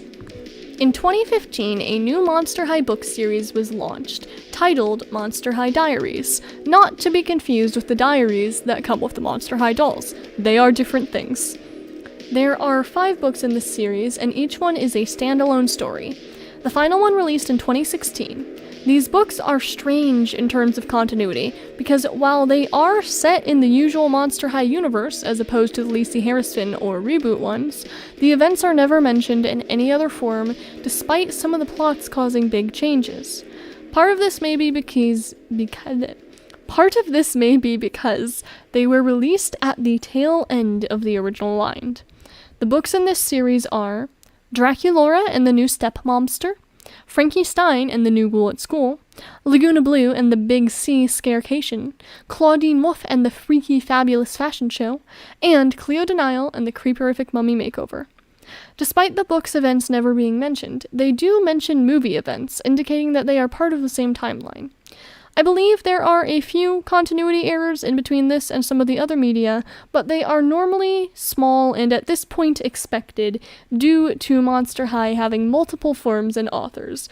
Another thing that is interesting about these books is that I believe that the name of the author on the book is not a real person. I think that it is a, gosh, what is it called? I don't remember what it's called. But when you use a fake name for writing. Because if you look up the author, the only thing that they've written is Monster High. Their name is Nessie Monstrata, by the way, which is a very monstery sounding name. The only thing they've written for is Monster High, and, like, their bio says, like, Nessie loves fanging out with her ghoul friends, and I'm like, that's fake. That sounds very fake. That is not a real person. Though, I mean, to be fair, I'd probably write my bio the same way. Pen name, yes, that's it. And the vampire court stuff. Oh my gosh, the vampire court stuff is so interesting. I wish we'd heard more about it. Okay. Johnny Spirit. Johnny Spirit is a ghost who was trapped in detention for 3,000 years. In the webisode Playing the Booze, he finally is released from detention. The students are on edge, except for Operetta. The Phantom challenges him to a music competition to decide who gets to keep the section of the catacombs they both want. They both end up liking each other's music and call it a draw. They both agree to a rematch, but we do not see who wins, and it is implied they have learned to appreciate each other. In Haunted, we see Operetta and Johnny in a relationship. Students have been to jail.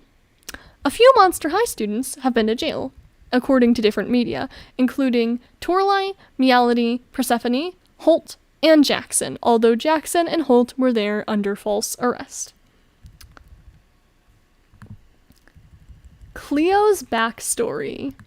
When Cleo's first doll was released, her bio stated that her freaky flaw was that she was afraid of the dark. At the time, we didn't know much of the context for this, but Cleo's whole backstory was revealed in the Gloom and Bloom diaries. Cleo's family was overthrown by her uncle. She, Nephra, and her father were ushered down to a secret room, and she told the ghoul's mother that the ghoul's mother would be safe in her own room. There were 4 stone beds lined with magical wrappings, and the denials were then equipped with them. When they wake up, the 4th bed is still empty. Nephra had brought her corpse flower, and while the denials are trapped largely in complete darkness, she speaks with it frequently. Cleo describes the feeling of being in the dark as like a weight on my chest, like the air is being sucked out of me. Later on, an earthquake comes, and a tile of the ceiling crashes into the floor, leaving a small hole. On this same day, the corpse flower blooms as Amanita Nightshade. She reveals that the denials have been trapped for 1,300 years. The hole in the ceiling is too small for the denials to fit through, but Amanita can, and so she promises to go find them help. 28 days pass, and Amanita never returns, leaving the denials trapped. Months later, Amanita shows up, and the bad blood she developed with Cleo is still present. Nora. In Hezekiah Steam's diary, it is revealed that Headmistress Bloodgood's name is Nora, although he is the only person who ever calls her this. And that's the conversation. We'll talk more about it later. Rebecca may have been murdered. In Friday Night Frights and Rebecca's Basic Diary, it is mentioned that she was dismantled during a roller maze match against the Granite City Gargoyles.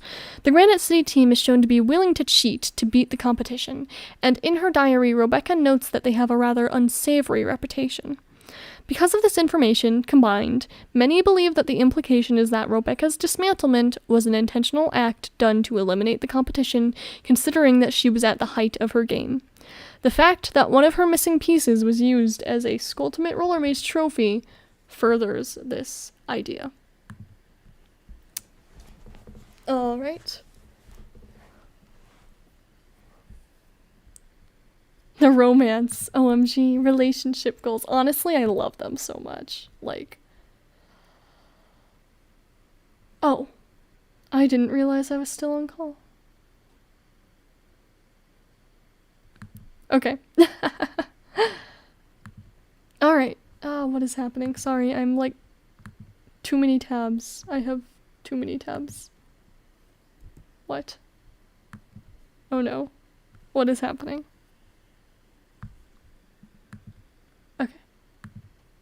Okay, I got it. Drama between Monster High and Brazil. Huh, I haven't heard about that. That's interesting.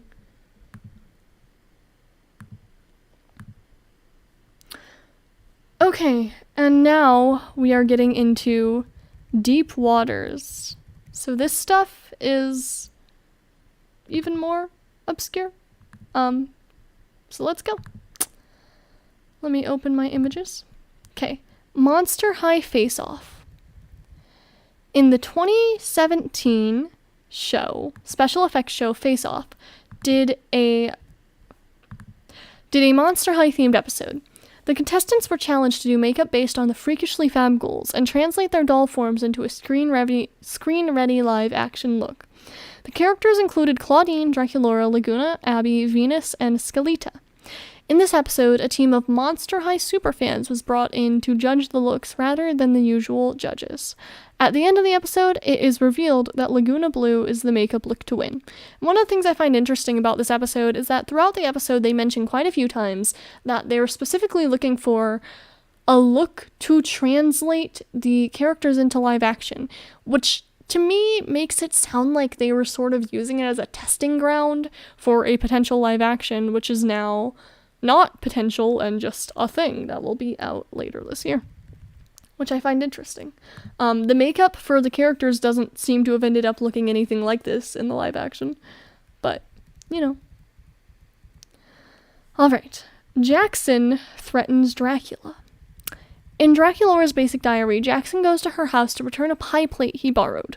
Dracula opens the door, and upon seeing him, Jackson asks if he has a hammer because he has something he needs to drive a stake into. Dracula is visibly flustered, and Jackson goes, "Gotcha!" While many people think that Jackson is just some wimpy nerd, this interaction, along with many others, shows that the boy has guts, and that his humor is, well, killer.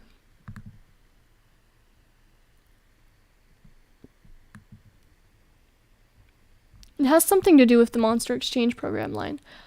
Am I misremembering things, or was there supposed to be a character in the Monster Exchange line who was gonna happen but then got canceled, who went to Brazil? Was that a thing, or am I remembering that wrong? Unicorn Girl. It is fairly frequent for background characters to capture the fandom's attention and heart. This phenomenon even led to some getting dolls and being further developed, such as Scara Screams and Iris Klops. One of the most mysterious and magical of these backgrounders is the Unicorn Girl. The first appearance of a Unicorn Girl was in the Create a Monster pack, which released in the year, if my computer will work, in the year 2012. They had this pack for the lab that allowed you to tattoo your own faces onto the dolls, and one of the add-on packs had a unicorn to make your own humanoid unicorn doll. This brought up the idea of unicorn characters in Monster High, which would later be expanded upon. When the Zombie Shake dolls were released, many noticed that this silhouette of a unicorn girl was in the background. And up to this point, we'd never had a real character like this. Only the before-mentioned Create a Monster pack. And the idea intrigued many, though some said that unicorns were not technically monsters and therefore should not be in Monster High. The fact that this school was only a shadow added to the mystery. This was heightened when about a month later the Monster High prom website launched, and the unicorn girl silhouette was used in the main flyer. Some believed that she would be revealed by the end of the event, but while many other things happened during prom, to be discussed later, this was not one of them. She also appeared lurking in the background of Ghoul Sports Claudine's box.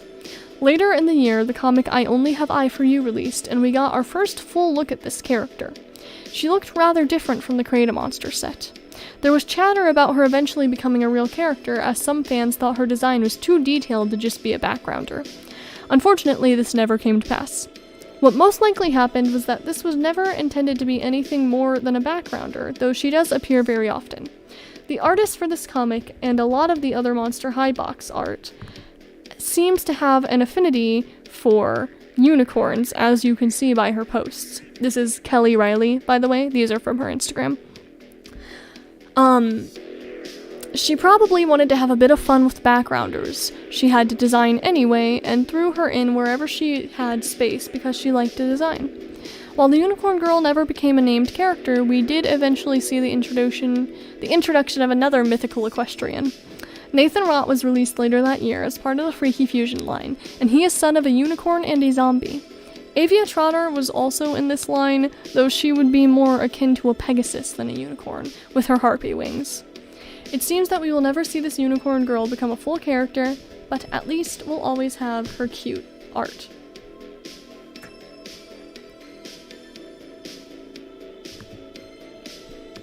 Abby's brother.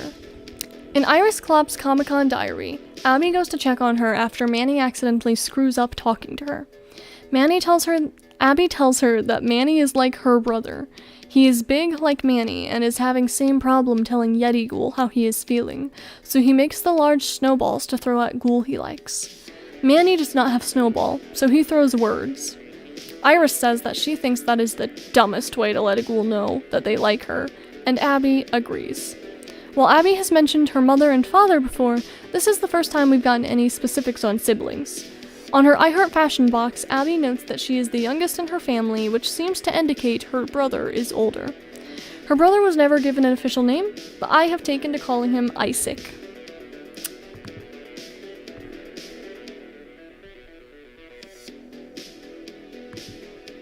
Alright. Heath's claustrophobia. Let me...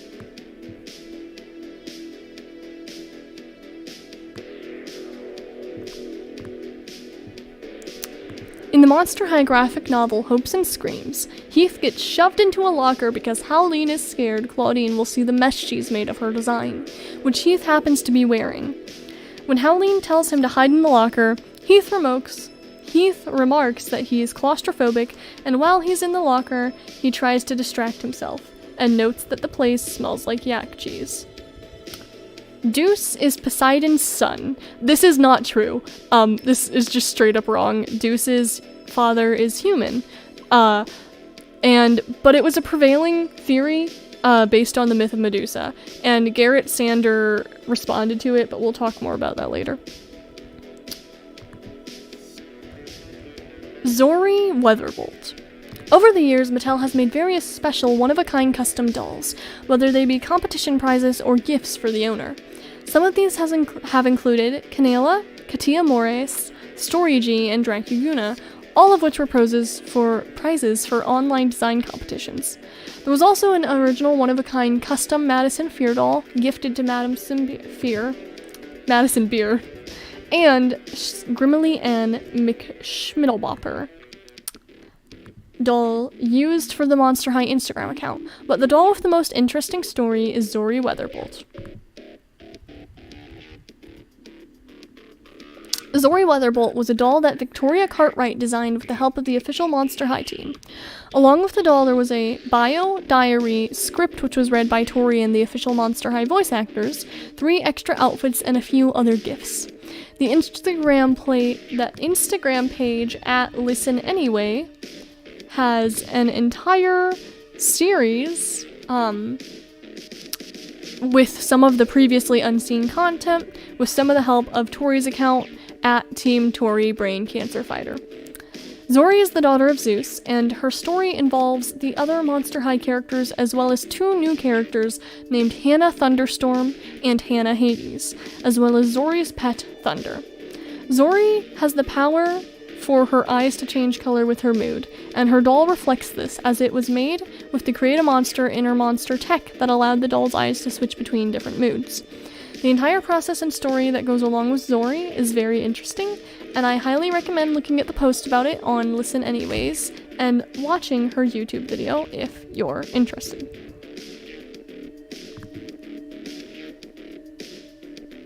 Yeah, Abby is amazing. She's one of my faves. Alright. Deuce's Dragon. In the webisode Hysteria, Deuce recounts the story of how he had a pet dragon when he was younger, but he accidentally turned him into stone, and he never de-stonified. This statue is in the catacombs under Monster High, and Deuce brings it flowers occasionally. Pop Tropica. Oh my gosh. The online game Pop Tropica had multiple Monster High themed promotions. The first one appeared in 2010 on 24 Carat Island. You could get Laguna, Claudine, Frankie, and Draculaura's basic looks for your character. The next ad was Gloom Beach themed and featured a game in which you had to memorize Holt's song. The prize for this game was Draculaura's Gloom Beach outfit. There was also a Sweet 1600 promotion revolving around Rebecca, Venus, and Rochelle, as well as Scarus and Freaky Fusion themed content.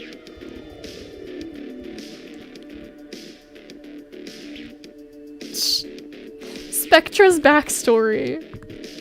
I had so this was originally a PowerPoint, and so I had some of the stuff like animated to where it would come in later, but when I tried to stream it as a PowerPoint, it did not work, so I had to download it as a PDF, so, Spectra's School's Out diary involves her preparing for a Scaritich assignment. Spectra states that her family came from royalty, but had to flee into exile after a jealous uncle plotted against them.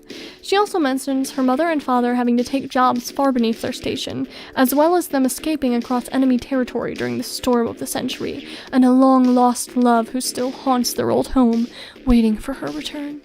This is all very tragic and dramatic, but the most notable feature is that it's fake. Later in the same diary, Spectra is following Gulia around to get the scoop on why everyone respects her so much. She was about to give up when Gulia wandered into an old, highly unknown room in the library. Gulia pulls out some old newspapers and finds a headline titled, "The Real Vondergeists." Spectra breaks down at seeing this, and Gulia assures her that her secret is safe with her. For a while, that was all that we got about Spectra's backstory, leaving it free real estate for speculation. After all, what could be so awful that Spectra would hide it, as well as create a cover-up? She obviously doesn't mind others knowing that she's been through tragedy, as she emphasizes this in her faux history. Many speculated that there must be something darker, or more supposedly shameful, for the ghost to act the way that she did. In 2020, Garrett Sanders stated that they were hinting at her family being in a terrible accident, but this is the only new information we've gotten, leaving her past still shrouded in mystery. What do you think happened? I don't know. There's a lot of theories. We really don't know much about it. Guliope mascot. Okay, this one's just really weird. In 2015, Monster High released a line called Freak Do Chic that featured a brand new character named Guliope, whose main feature was that she was, like, really tall. On August 16th, they shared a few Instagram posts of a Guliope mascot hanging out with a pop star, Jordan Sparks. The caption seems to indicate that this was for the Teen Choice Awards, but that was just a really random occurrence, and the mascot was not used again, to my knowledge. I have no idea what happened to this thing. Like, is it lost in Mattel's archives? Did they burn it? Sell it to some super wealthy Monster High superfan? who knows? I honestly feel like a good use would be putting her in the Universal parks, considering that Universal distributes the Monster High films, or, now that we know about it, put her in the Mattel Adventure Park that is supposed to be releasing. Regardless of where this thing is now, there's something to be said about seeing this giant goo lady towering over everyone else as she casually shops in the mall. And I think that thing is mainly, what? Fluffy Heath. Just look at him. He's Heath. He's fluffy. What more do you want? The backstory for this comes from the Monster High graphic novel, I Only Have Eye for You. In the story Party Monster, Heath is trying to get Abby to ask him to the Freddy Hawkins dance, but the ghoul is busy selling these little furry fiends plushies. Heath decides that the best way to get her attention will be to make himself cuter and fuzzier, like the plushies, but a mysterious figure sends the machine into overdrive, and Heath gets turned into a giant love monster. He follows his friends around, trying to show them affection, but when he sees Abby, he immediately drops everything. Abby is confused for a moment, but recognizes that the monster is Heath because, as she says, a good heart shines through the eyes. After Heath is turned back and apologizes to Ghoulia for using her lab, Abby invites him to the dance with her. I have a note here that says unrelated, but please look at Bloodgood in this book. Okay, thank you, but I don't have a photo of Bloodgood in this book on the PowerPoint. I'm sorry.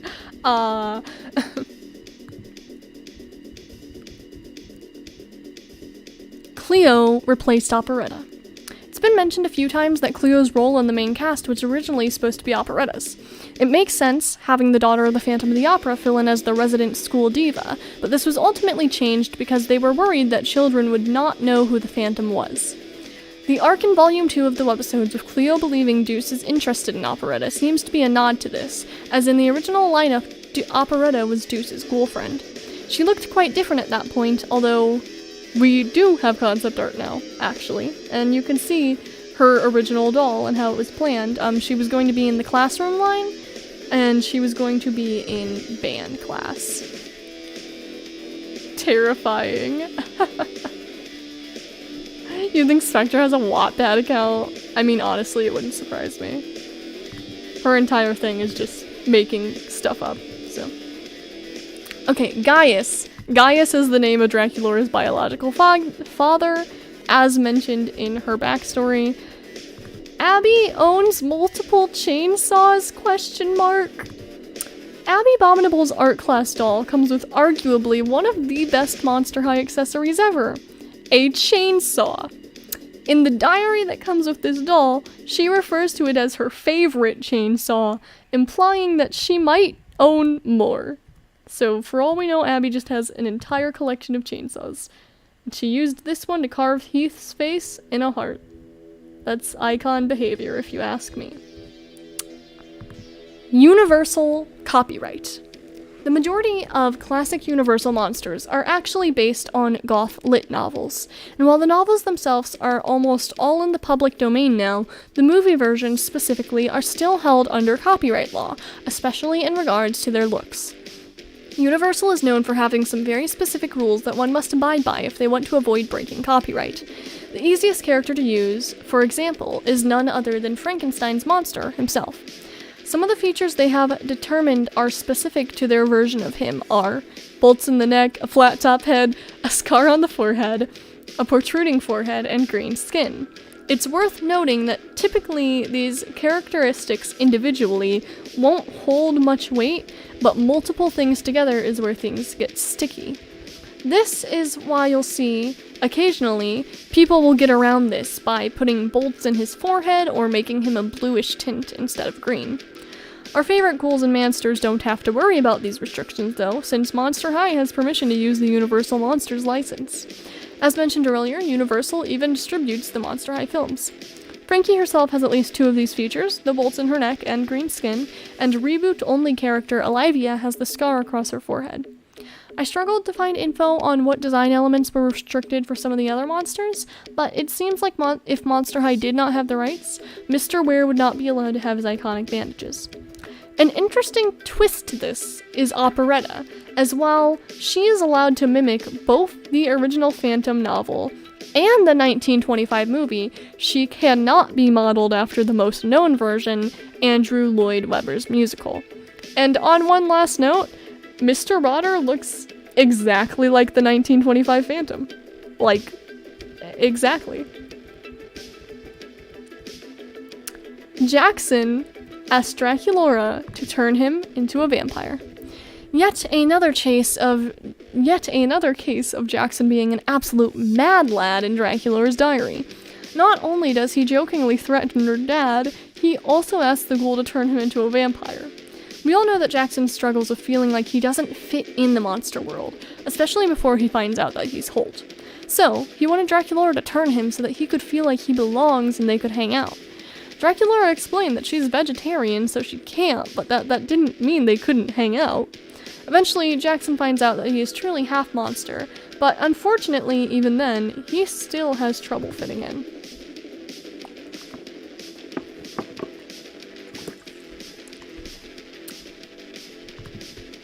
Sorry, just taking a drink.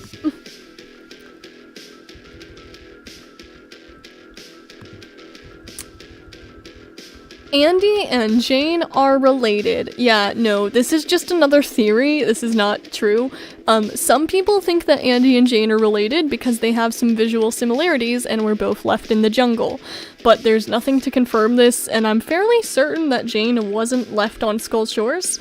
Andy doesn't ever mention Jane's father or Dr. Maru, so I don't think there's much evidence to support this. Yeah. Guliope Jellington, RS. In Guliope Jellington's diary, she mentions that she was a lab experiment that was adopted by the circus, but she still has a note from her original creator, whose initials are RS. Some fans found these initials familiar, and a theory that they stood for Rebecca Steam began to circulate. It was likely bolstered by her mad scientist's heritage. In spite of this, the timeline would not work out due to the fact that Guliope is 16 and Rebecca still would have been powered down at the time of her creation. It was eventually revealed that RS was simply a nod to Guliope's designer, Rebecca Shipman, who Rebecca is named after. When asked for more info about Guliope's family, Garrett Sander said, "It's still a mystery, so basically we don't know anything." Wow. Cancelled dolls. Throughout the line, there have been multiple cancelled dolls and concepts.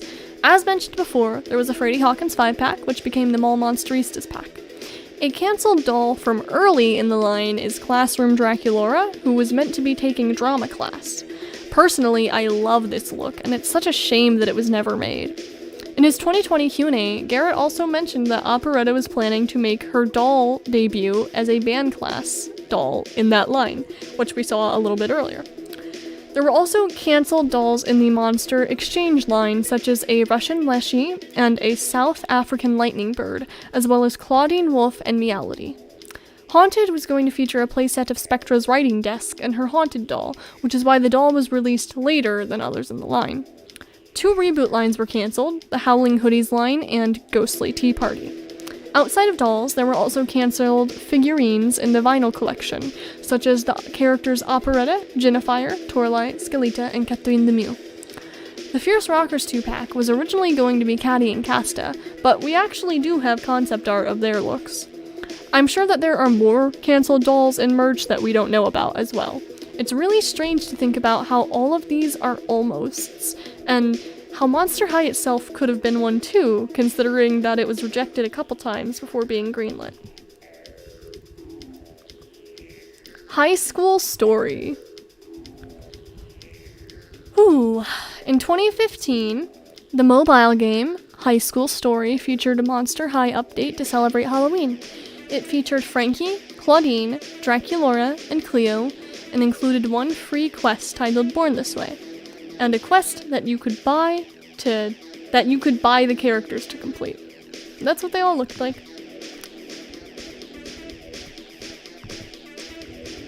Gigi and Finnegan romance. Finnegan's Wake's diary shows him having a crush on Gigi Grant, and indicating that she feels the same way towards him.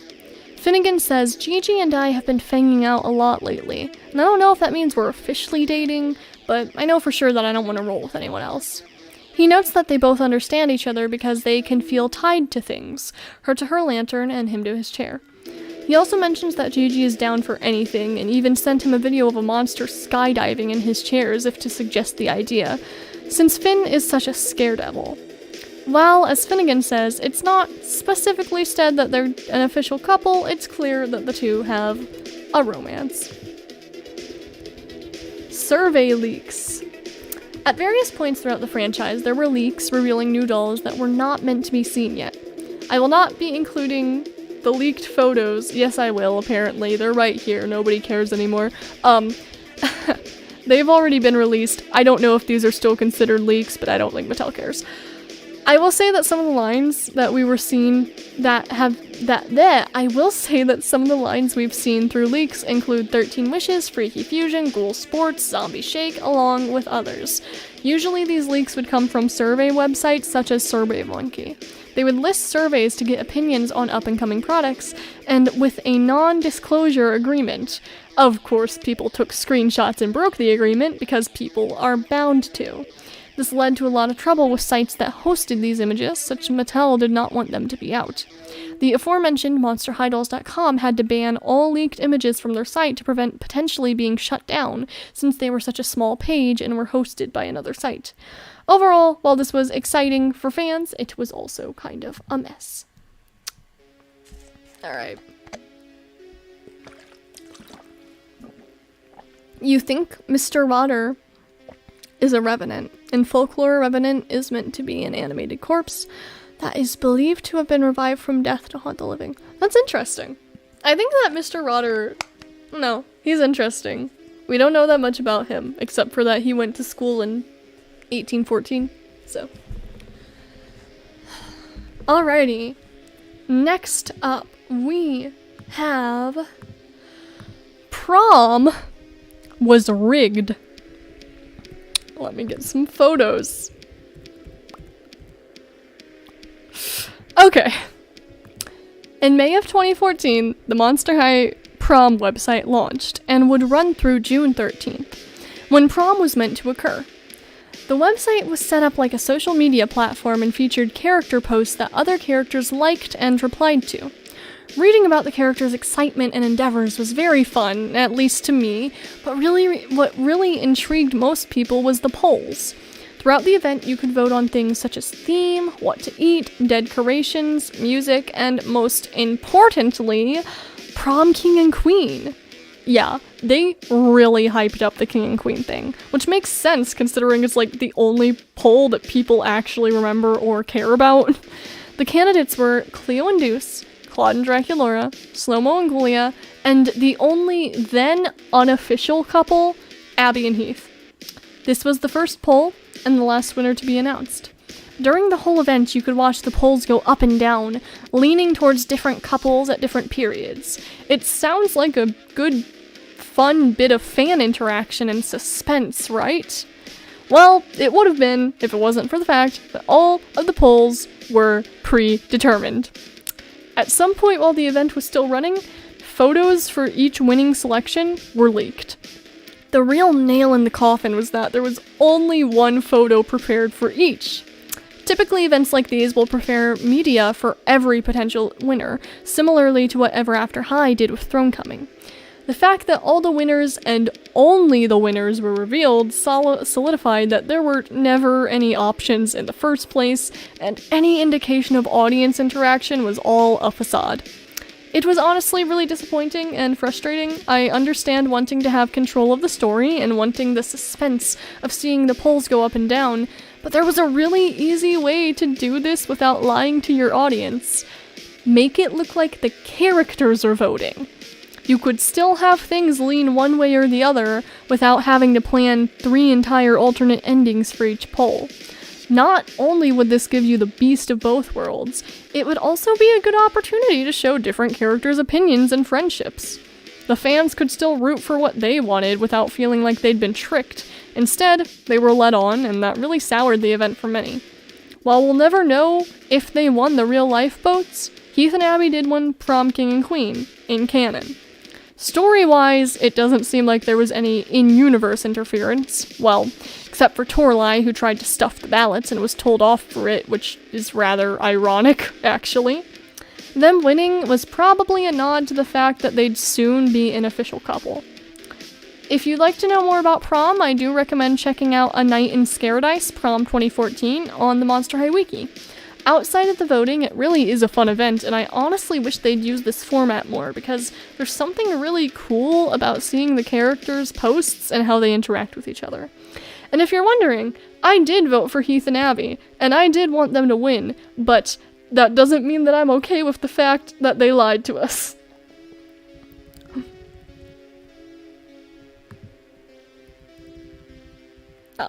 Oh, that's not the right photo. Ha ha ha. Cleo must have her bandages. In Cleo Denial's School's Out diary, she mentions that she has to wear her bandages at all times. She doesn't really specify what will happen if she ever finds herself without them, instead stating that it's not something she really wishes to think about. Irene Maiden. Irene Maiden was featured in the website Totally Busted and is supposed to be one of the original teachers at Monster High, who became stuck in a statue for 2,000 years. I'll talk a little bit more about this timeline thing later, because it's just a lot. Let me check the thing. He was the favorite student of Mr. Steam, and he loves video games, and that is why Mr. Rotter is the best character in the entire series. Duh. April Fool's Invisibility. So funnily enough, Garrett just posted about this yesterday. On April 1st, 2012, the Monster High Tumblr, aka the Gory Gazette, posted this photo of a completely empty Monster High doll box, which was labeled as being for Invisibility. They also posted his bio, which seems to be part of the prank, as it is not the same as his usual bio. The prank both got fans excited and disappointed, since many had been waiting for Invisibility from the Lacey Harrison books for a while. Invisibility and Billy Faladin from the books are not technically the same characters, although Invisibility does seem to have a reference to the latter since he existed first.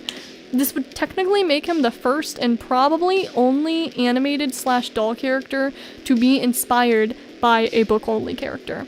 Thankfully, we did get a real Invisibility doll, it just happened 2 years later. And one of the things that I find interesting about this little box is that right here, it says that it was going to include a novel-length diary detailing every Monster High character's secret origin. And I'm like, haha, you're so funny, give it to me now. Canon swearing. Okay, this one's fun. So, before you ask, no, we don't actually hear any of the characters swear, but that doesn't mean we don't know it happened. The two examples I can remember of this occur in Frankie and Abby's School's Out diaries. Abby's diary features her speaking with Laguna about the struggles she had when first attending Monster High. Laguna mentions that when she first arrived, she was given detention for using an expression that was being perfectly acceptable down under, but at Monster High was a terrible insult. In Frankie's diary, while trying to work on her Scaritage project, she asked her parents about the book that was written about them. When she asks her father, she states that he used an expression she had never heard before, but I guess Mom had, because she made that noise in the back of her throat that means some monster is in trouble. I've read that the Lacey Harrison books also include similar situations, but I haven't read them in a while. But on the note, Frankenstein, that's a good segue to our next topic, which is goth-lit lies. It's made clear throughout the Monster High Diary continuity that the monsters of this universe consider the original goth-lit novels unfavorably. Both Frankie's parents and Draculaura have mentioned disdain for the tales told about their families. Draculaura specifies that the Dracula from pop culture was merely an imposter who they'd rented their castle to. The Steins don't go into detail about their situation, but when Frankie mentions the book, Mr. Stein gets rather upset, and Miss Stein says that the author had taken certain liberties with the truth. She says that if Frankie would like to check out a copy, they can answer any questions she has, but we don't see if this ends up happening, or what those answers were. In Freaky Fusion, if Freaky Fusion is any indication, we already know that Frankie's grandpa is quite different from Victor in the books, mainly in the fact that he goes to Monster High and has no family. Sadly, the connections and differences between the classic novels we know and the Monster High characters' lives isn't given that much time. That being said, I do think it comes to play in the Lacey Harrison books as well. It's pretty interesting, and I'd love to see it explored more.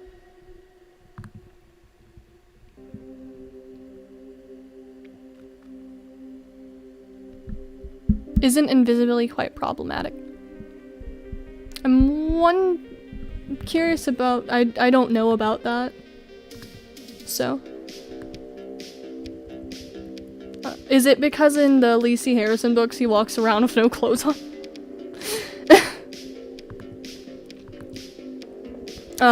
Bonita and Luna are stepsisters. Another theory, oh my goodness, there are so many theories about people being related. Because of the fact that Luna and Bonita are both moth-themed, many people assumed they must be related, but since Bonita's mother is a skeleton and Luna looked nothing like one, people settled on stepsisters. It's probably worth noting that Luna lists her father as the Mothman specifically, while Bonita simply says a moth. While I don't think this was an intended relation, I also don't think there's anything contradicting it. I would have sworn Garrett said something about them potentially being cousins in his Q&A, but that slide is no longer up and I don't have any screenshots of it, so take it with a grain of salt.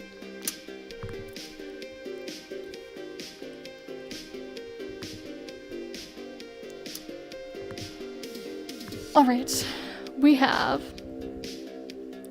What? Okay, I guess I just don't have photos for these next two. Okay, Grace Bloodgood. We talked earlier about Bloodgood's canon first name being Nora, but this was not revealed until literally the very end of the franchise. Of course, fans came up with their own names, the most popular of which seemed to be Grace. I believe that this name was created by an author by the name of Creative Writing Soul, and spread a bit from there. I could be wrong about the exact origins though, so please forgive me. I'm a little bit rusty on some of the fandom-only happenings. Giles Grimm, 13 Wishes. In 13 Wishes, we see a few compilations explaining how Gigi and Wisp got to the point they are at now. In one of these scenes, Giles Grimm from Ever After High appears to give one of Gigi's finders the idea to wish for Wisp's existence. It's not really explained why Giles was there, or what connection the two sisters have to the Ever After High universe. It's also strange because the plot of 13 Wishes focuses heavily on mirrors, similarly to the Evil Queen situation. Perhaps Gigi is actually the genie from 1001 Nights and somehow ended up at Monster High? We'll probably never know for sure. The ghouls thought Deuce was cheating on Cleo with Abby. Okay. Is it just me, or was the whole someone thinks someone is cheating, but actually they were just jumping to conclusions, like, really overused in Monster High? Like, I love this series, but oh my ghoul.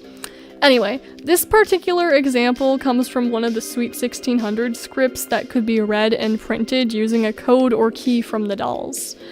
Claudine's script features a storyline in which the ghouls are confused because they overheard Claude telling Deuce that he should ask Abby for advice on where to buy jewelry. They find this strange, and Frankie calls Abby to ask about it. When Abby picks up, she asks if Deuce is the one calling. Frankie asks why she's expecting Deuce, and Abby refuses to answer, leaving Frankie suspicious that Deuce is cheating. She calls Draculaura, and Draculaura offers to call Claude about things. and ask him about things. When she does, Claude reveals that Deuce was looking for ice, not jewelry, as he wanted to set up an ice skating date for him and Cleo. In the end, the ghouls are embarrassed, learning that they should not have made such rash conclusions. And yeah, this script is kind of strange in my opinion. Not only did the ghouls automatically assume Deuce was cheating when they have no reason not to trust him, they were literally told at the beginning why Deuce was talking to Abby. I'm not sure why they thought it was weird for Abby to know about jewelry either. Like, it's not one of her main interests, but I wouldn't say it would be super shocking for her to give advice on. She has style, and she might even make a lot of her accessories herself, considering that they're ice. Not to mention, her main design features a necklace. So yeah, I don't know what was going on here. It was weird. Okay. Monster World versus Human World. The majority of Monster High media takes place within the Monster World, but we know that humans exist and that some towns like New Salem have mostly human residents. The connections between the two have been a popular topic of conversation. Theories range from the two being separate dimensions with the portal being the sewer systems, to New Salem being the edge of the human world with the entirety of the monster world on the other side. None of these seem to be true though, as Garrett Sander mentioned in his 2020 Q&A that he had always imagined the monster and human versions in each town existing side by side. This raises a lot of questions about the geography of the Monster High universe and how this sort of setup came to be. Like, did Boo York receive their Statue of Liberty from the monster version of France? Does that imply that monster history is directly parallel to human history? Or did they just add it like a landmark so that they could match New York? Is every town squished into half of its normal size? Or are the pieces of land twice as big as their real-life equivalents so that they can fit a copy of each other next to each other? Are all of the cities just replicas, or are they just named similarly and have similar landmarks? This whole situation is pretty confusing. It hurts my head.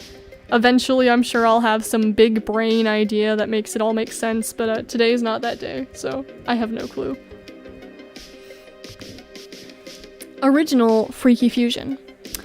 In its original versions, Freaky Fusion was much different than the movie we have today.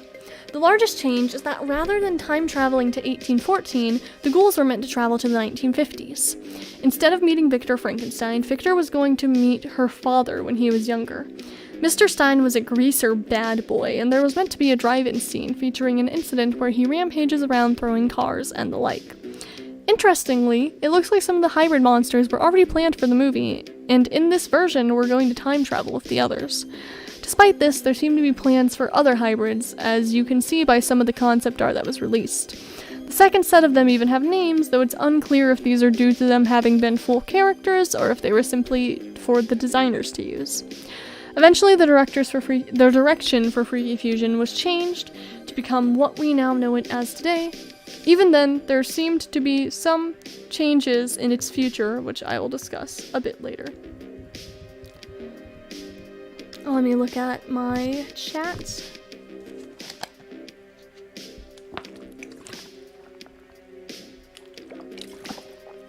Is the city like...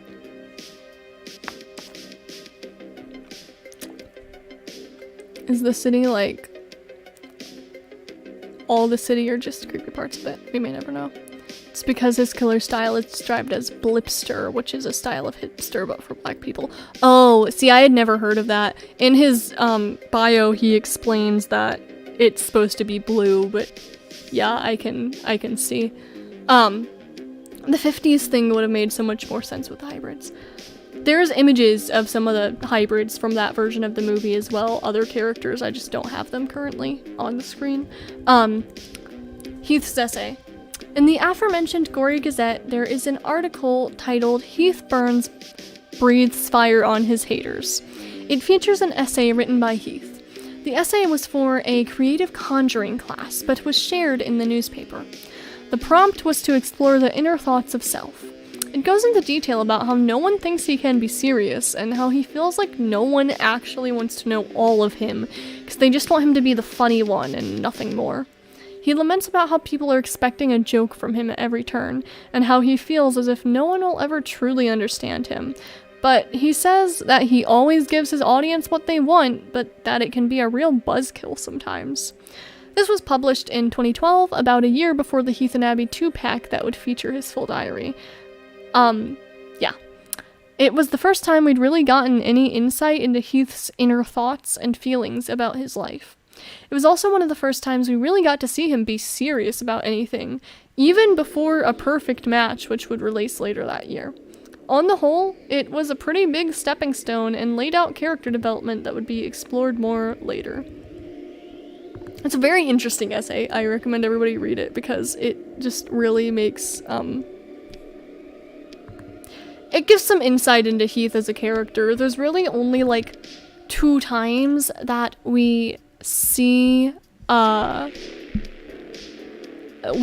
Heath be serious, like, for real. And those 2 times are in that essay, and then in the Homemake Diary. And, yeah.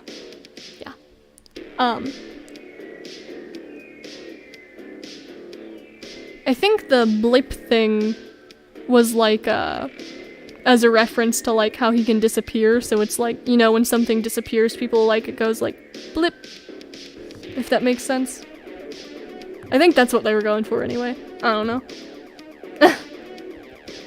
Alright, the Builders. The Builders are an ancient race of monsters theorized to have built the catacombs. Hexakiah was one of the first monsters to develop this theory. In his time, many thought that he was crazy, but less than 20 years after his disappearance, the Monster Institute of Technology established a department dedicated to studying him. The Builders mysteriously disappeared, but some of their technology still haunts the monster world. Kirsty Trollson's parents specialize in studying these artifacts. Many of them exist a level below the catacombs. In Hexakiah's diary, he and the rest of his expedition are trapped within Builders' technology for a century. Gulia seems to know a bit about the Builders, as she gave Rebecca a tracker that was made with their tech. There's still a lot we don't know about them, but such as why they built the catacombs, or why they had a trap set up in the first place, and they remain one of the most mysterious facets of Monster High lore. Rebecca in the catacombs for 50 days. Related to the previous entry, in her San Diego Comic-Con diary, Rebecca sets off on a mission to find her father herself. However, Gulia catches her and Gulia catches her as she is preparing, and makes her promise to wear a tracker so that she can call for a search party if needed. The tracker happens to be the Builders' technology. Rebecca left on her trip on the 21st of November and decides to activate the distress beacon at an unknown time. It isn't until February 1st that the search party seems to arrive, meaning that she was in the catacombs for 50 days before help came. At some point towards the end of this period, she found her father, who had recently been released from the Builder's trap that was keeping him in a dream state. The catacombs are known to be quite dangerous, so Rebecca, having wandered them for almost 2 months largely on her own, is a pretty big event for the ghoul.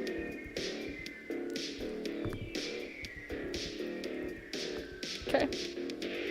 Wait, what's this? Oh yeah, that's what she's talking about. Wait.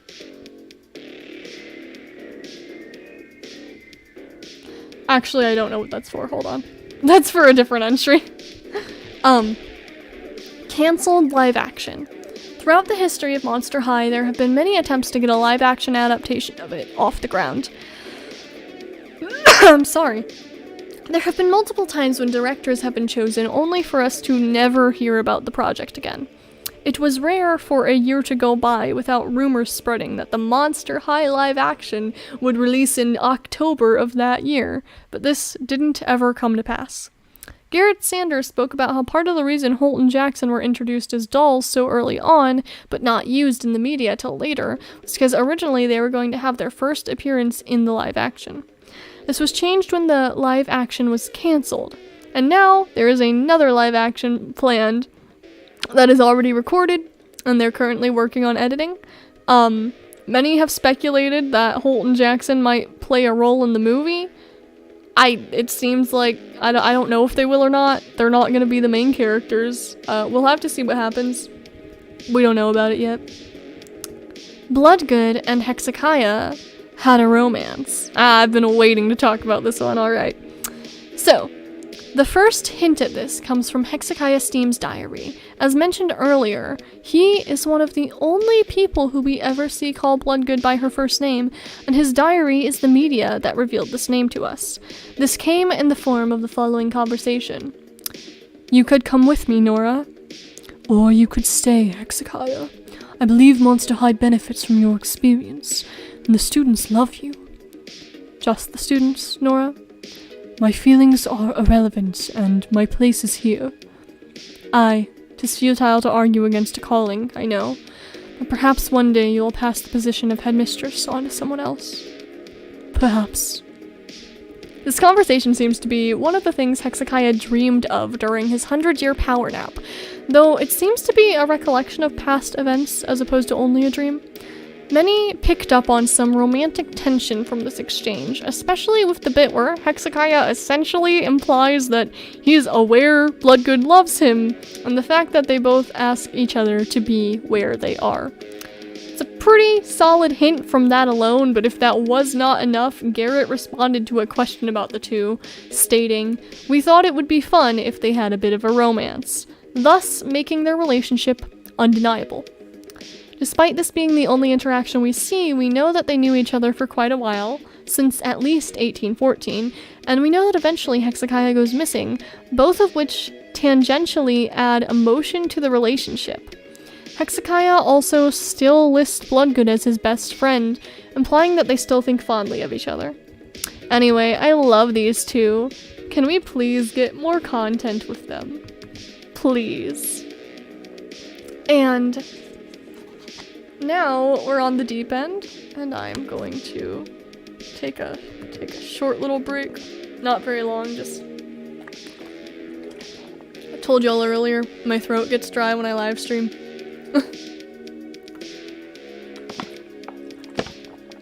OMG. The voice acting. Thank you. I mean, in the final movie, the hybrids had no connection to the time traveling part. Yeah, that is true. Listen, I have, like, a good half, maybe a little over half, of a, like, sort of different version of Freaky Fusion plot synopsis written. So, I'm not gonna explain it right now, but maybe eventually I'll do a video on that, if y'all would be interested to hear. I just don't want it to come off as, like, me thinking I'm, like, sounding like I think I'm better than the people who actually wrote it, because I don't. Like, Freaky Fusion, I do think it's, like, a little bit of a mess, but I do not blame the people who worked on it, because I totally understand that they were, like, on a time crunch, and, like, with doll line movies, you can't just, like, postpone them, because the dolls are gonna release, so... Anyway, now we're in the deep end. We're getting into the deep stuff now. Well, it's certainly uncontaminated by cheese. This line is an inside joke between Howleen and Claudine, coming from a show they used to watch together when they were cubs. Howleen says that she can still quote the entire shows by heart, and sometimes saying lines like this at the right time can still make them laugh until they howl. I found out later that this is also a Monty Python reference. I don't entirely remember what exactly, like, movie or whatever it's from, but it is a Monty Python reference. Headmistress Elvira. During Garrett Sanders' Q&A, when someone asked about what collaboration he would have liked to do with the Monster High line, Garrett mentioned he'd always wanted to collab with Elvira. He said that he even originally wanted her to be headmistress. I am conflicted on this one because while Elvira is an iconic queen, so is Bloodgood, and I would totally miss her. That being said, if Elvira wanted to be co-principal or, like, show up in the live action or just in the show in general, I'd be so down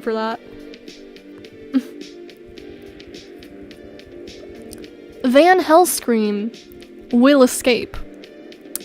At the end of Fright On, Van Helscream and Miss Crabgrass are turned to stone by Deuce to keep them from hurting the school further. We know from other media that Deuce's powers do not last forever. He states in his diary that it only lasts up to 24 hours, but we know that there are some exceptions to this, such as his pet dragon, Smokey. Regardless, the statues cannot be shattered, so there will be no breaking of them. All of this together indicates that eventually Van Helscream and Crabgrass will wake up from their petrification, likely with a bone to pick. This could potentially be solved by Deuce going to the catacombs daily to re-stone them, or by using the Gorgon powder Helscream used on Bloodgood. But that doesn't make for as good of a story. Now does it? Oh, I am so sorry. I didn't realize the intermission screen was still up. Hold on. There's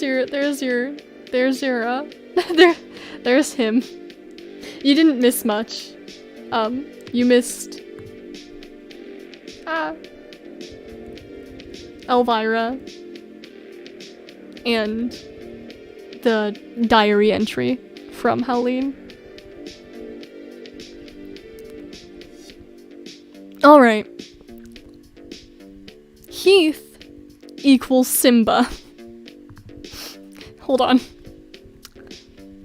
Cam Clark, the main voice actor for Heath Burns, has worked on a huge amount of other projects. He's been in the 1987 Teenage Mutant Ninja Turtles as Leonardo and Metal Gear Solid as Liquid Snake, along with many other pieces of media. One notable example, though, is that in The Lion King 2, Cam is the one singing for adult Simba. This isn't particularly important information, I just find it funny and interesting. This does confirm that Heath's voice actor can sing, and quite well at that.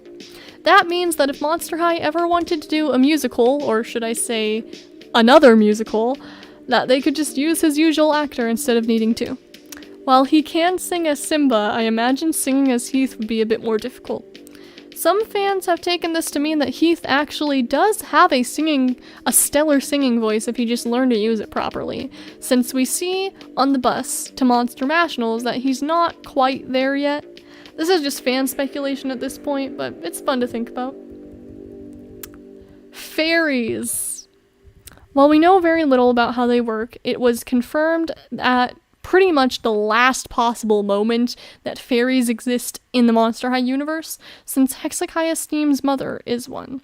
This leaves a lot of room for lore, which we will discuss more later.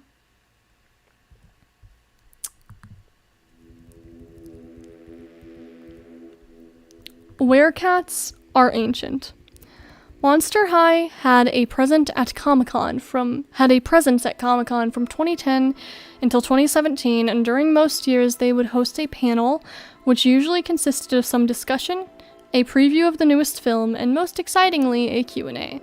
In the 2013 panel, someone asked why there were so many werecat characters, to which Garrett Sander responded that werecats were some of the first monster types, even outdating werewolves, and that they wanted to have a nod to that.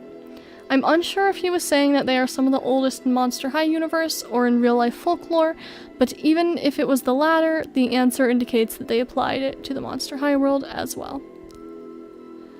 Lord Stoker turned Valentine into a vampire, ? Another entry having to do with Comic-Con, though this one is, not true. This is a theory, according to a Monster High fan, they asked one of the Monster High writers about the fact that Lord Stoker and Valentine are shown to be connected on the tapestry in Fright's Camera Action. They said that the writer said Valentine was there because Lord Stoker was the one who turned him into a vampire. Somebody asked the Monster High Diaries author Eric Hardy about this, and he said that it was an interesting idea, but it was not canon.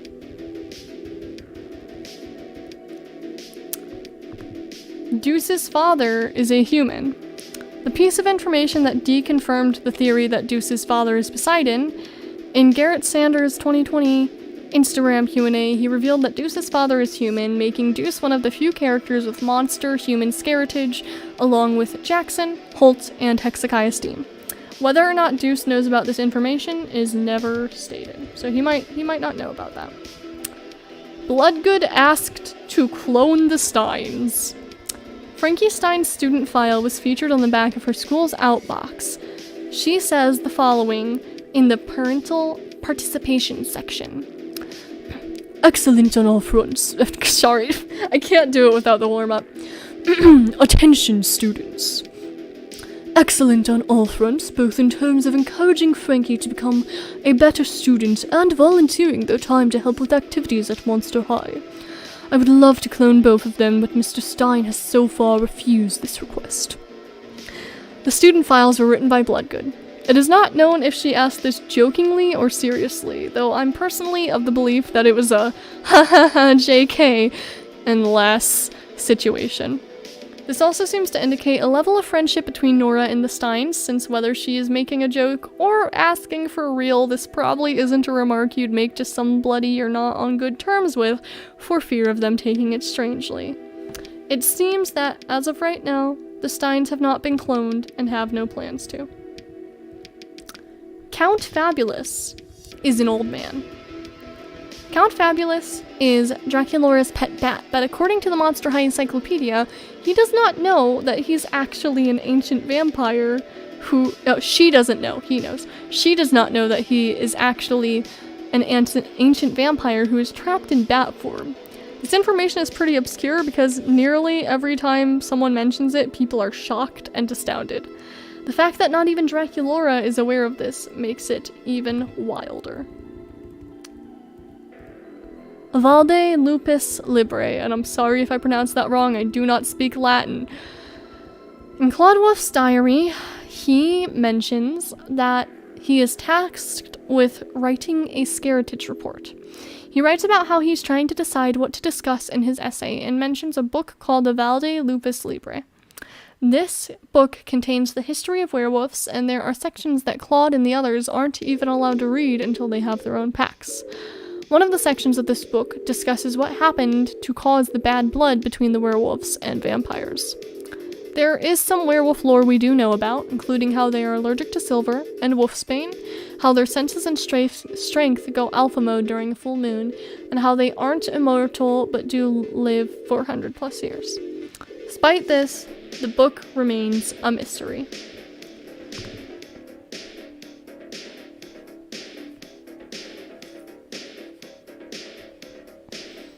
Oh, my back hurts. Sorry.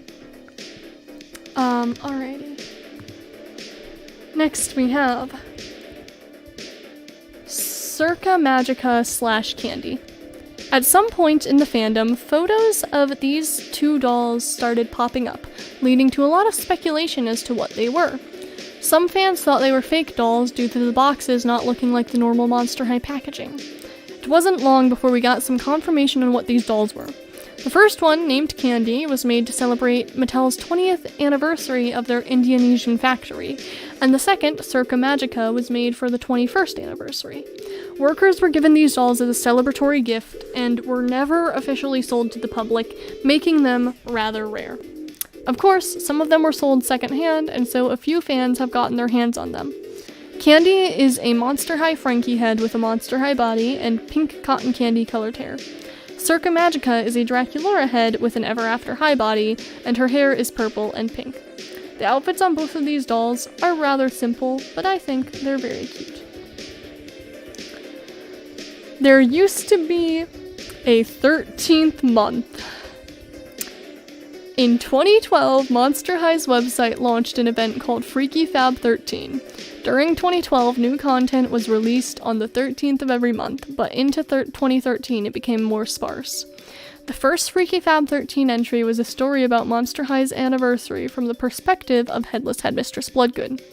During this story there is the line, "No monster even questioned why there was no 13 month anymore, and why 13 was considered a lucky number at Monster High." The fact that there was a 13th month is never explained or expanded upon. It's just dropped in this story, and it's never mentioned again. It's incredibly cryptic, and leaves one to wonder what on earth happened for an entire month to not exist anymore. I I would like an explanation, please. Pharaoh's button collection. Early concept art for Boo York shows Pharaoh leaning up against a Sphinx statue and saying, "Hey Cleo, wanna see my button collection?" There's also a drawing of him showing her the collection to purposefully bore her. Concept artist Byron LeBeau said, "In the earliest versions of the script, Seth was obsessed with his button collection. Personally, I like to believe that Pharaoh still has a button collection and we just don't see it in the movie." Check the chat real quick. Thank you. Alright. Okay. Spalding Cauldronello does not exist. This one is an inside joke between me and a few friends due to a comment that I got once claiming that Spalding Cauldronello just does not exist. It's inspired a joke theory that Spelden is just a figment of Valentine's imagination, especially considering that in his diary, the owner of the animal shelter he was working for just disappears and his mother claims that she never knew them.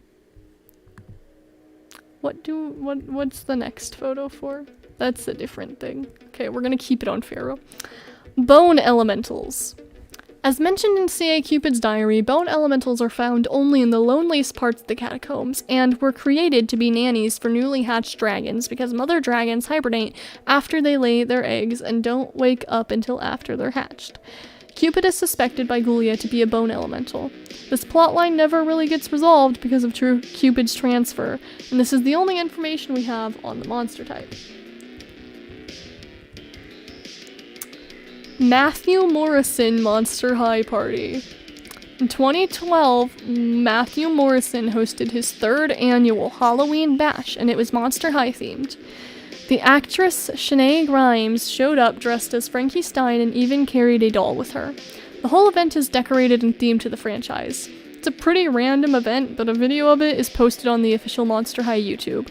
I'm not sure if Mattel reached out to Mr. Morrison, or if Mr. Morrison reached out to Mattel, but either way it seems to be somewhat sponsored by Monster High. Laguna's cannibalism.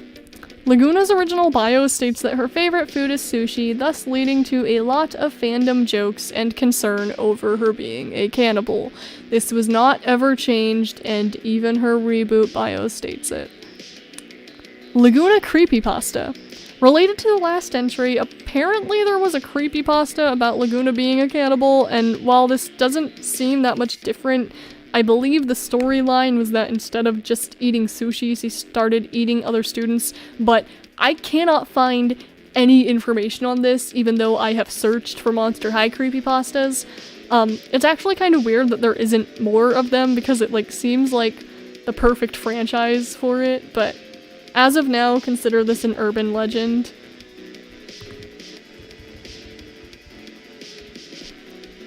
Monster High train station. In Operetta's diary, she mentions that there is an underground train that somehow connects the catacombs beneath Monster High. She met the Fear Leading Squad at one of the stations while they were waiting to change trains. There's not very much to this. I think it's really wild that there's a train track and potentially station under the school. Also, not many people seem to know this, hence why it's on the list. This also, kinda implies that the catacombs, I don't know if the catacomb, is the entire train track in the catacombs, or is it just the station? I think it's just the station, but they don't explain it. Also, castle in the catacombs. Yet another thing that is just chilling down in the catacombs. In the same diary, Operetta mentions that she found castle ruins there. This is a testament to how freaking huge the catacombs are, as it implies that at one point there was just a fully functioning castle within them. I'm not sure why there was a castle, because it's not explained. Maybe it has something to do with the builders, but we don't know. Dance-off lyrics. This is a really weird entry, and I can't confirm it's accurate, but I thought it was funny. In Monster High Live Das Spooktacular Musical, there is a song called Dance Off, and on songlyrics.com, the lyrics are reported to be, "If we dance now, it will be nice. Bigfoot Nessie and King Ice. Whoa, whoa, whoa, whoa, whoa, whoa, whoa, whoa, whoa, whoa, whoa, whoa, whoa, whoa, whoa. Bada dada dada dada bam bandanga." So, yeah.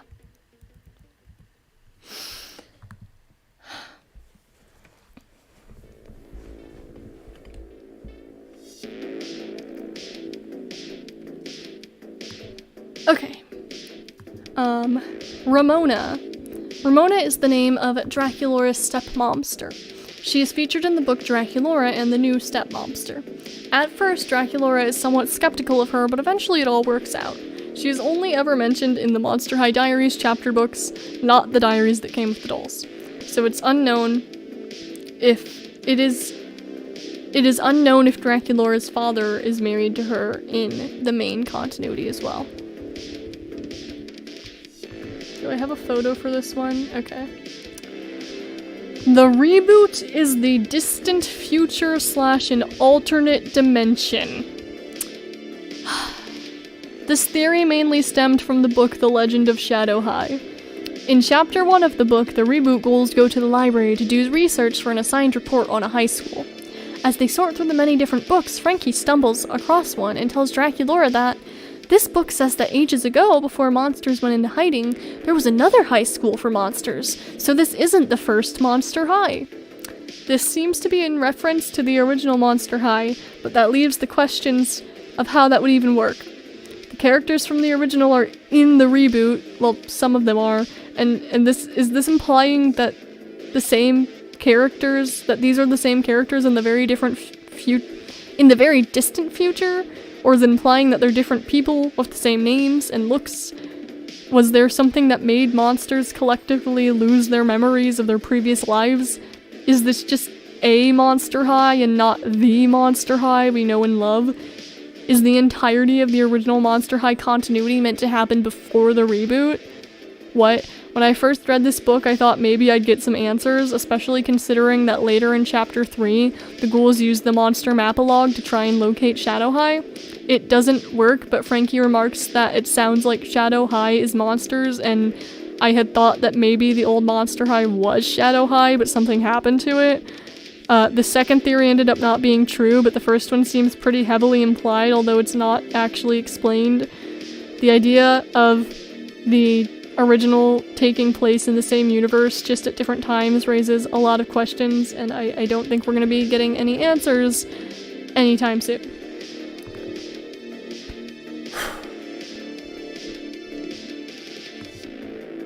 Gonna take a drink.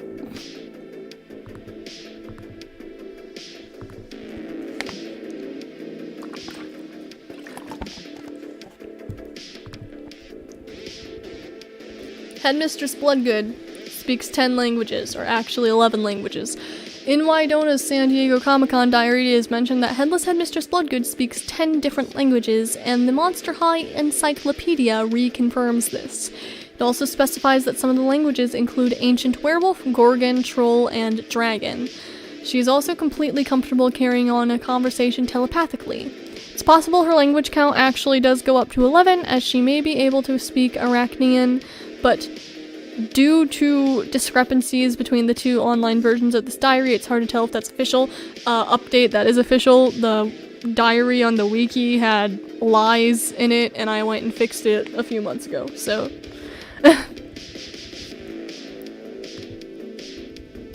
Monster High School comic. Okay. In 2011, a comic book was released titled Monster High... Not 2011, sorry. 2001. A comic book was released titled Monster High School. The description of the comic currently reads, Story, cover, and art by Aaron Bordner. 10 years before the unrelated toy line, Aaron Bordner created a girls' school populated by monsters. Monster Frankie tries to fit in among a student body made up of mummies, werewolves, witches, devils, and an invisible girl. 24 pages, black and white, mature readers. This comic series seems to have 3 issues, though information on them is difficult to find, and they don't seem to be in stock anywhere I checked. There is I don't know if they re-released this series or made a new one, but I did find a listing the other day for one that is in stock, and it has a completely different cover, and they changed Frankie's name to be spelled differently, but it's the same series. But when Monster High fans found out about this series, some began to speculate whether or not Monster High was a copy of it. The main arguing points seem to revolve around the fact that the premise is a high school for monsters, and the Frankenstein monster and the mummy are named Frankie Stein and Cleo respectively. I also remember some comments about the group of characters including a vampire, werewolf, and a lagoon monster, and a few remarks about the art styles being reminiscent of Monster High.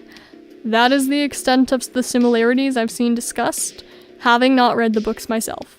My personal opinion on the controversy is that I don't think these pieces of evidence are enough to say that Monster High was based off this book, though please note again, I have not read the books myself, so there might be more similarities I don't know about. I'm basing my judgment off of the info I have at this time, but if you have more, I would love to hear it. On the topic of a high school for monsters, Monster High and Monster High School are far from the first media to explore this concept. One of the most obvious examples is Gravedale High, a series that premiered in 1990, a good 10 years before this comic. Gravedale High even featured the aforementioned cast of a Frankenstein monster, vampire, werewolf, a mummy, and a lagoon monster as the main characters. I believe the main reason why these particular characters are so common is because they are the stars of the pop culture phenomena, the Universal Monster movies. As for the names, Gravedale High also featured a mummy named Cleo. It's a fairly common name for mummy characters, as Cleopatra is one of the best-known rulers of Egypt. Other franchises have had mummies named Cleopatra, which Cleo is just a shortened version of, including Double Dragon 3 in 1990, the show Tuttenstein, which revolves around a mummy character, featured someone named Cleo in 2003. While not mummies, other characters who are related to Egypt and named Cleo include a cat who appeared in an episode of Foo-Fur named My Pharaoh Lady in 1986 through 1988, and probably the most well-known Cleopatra from Clone High, another high school-based series, 2002.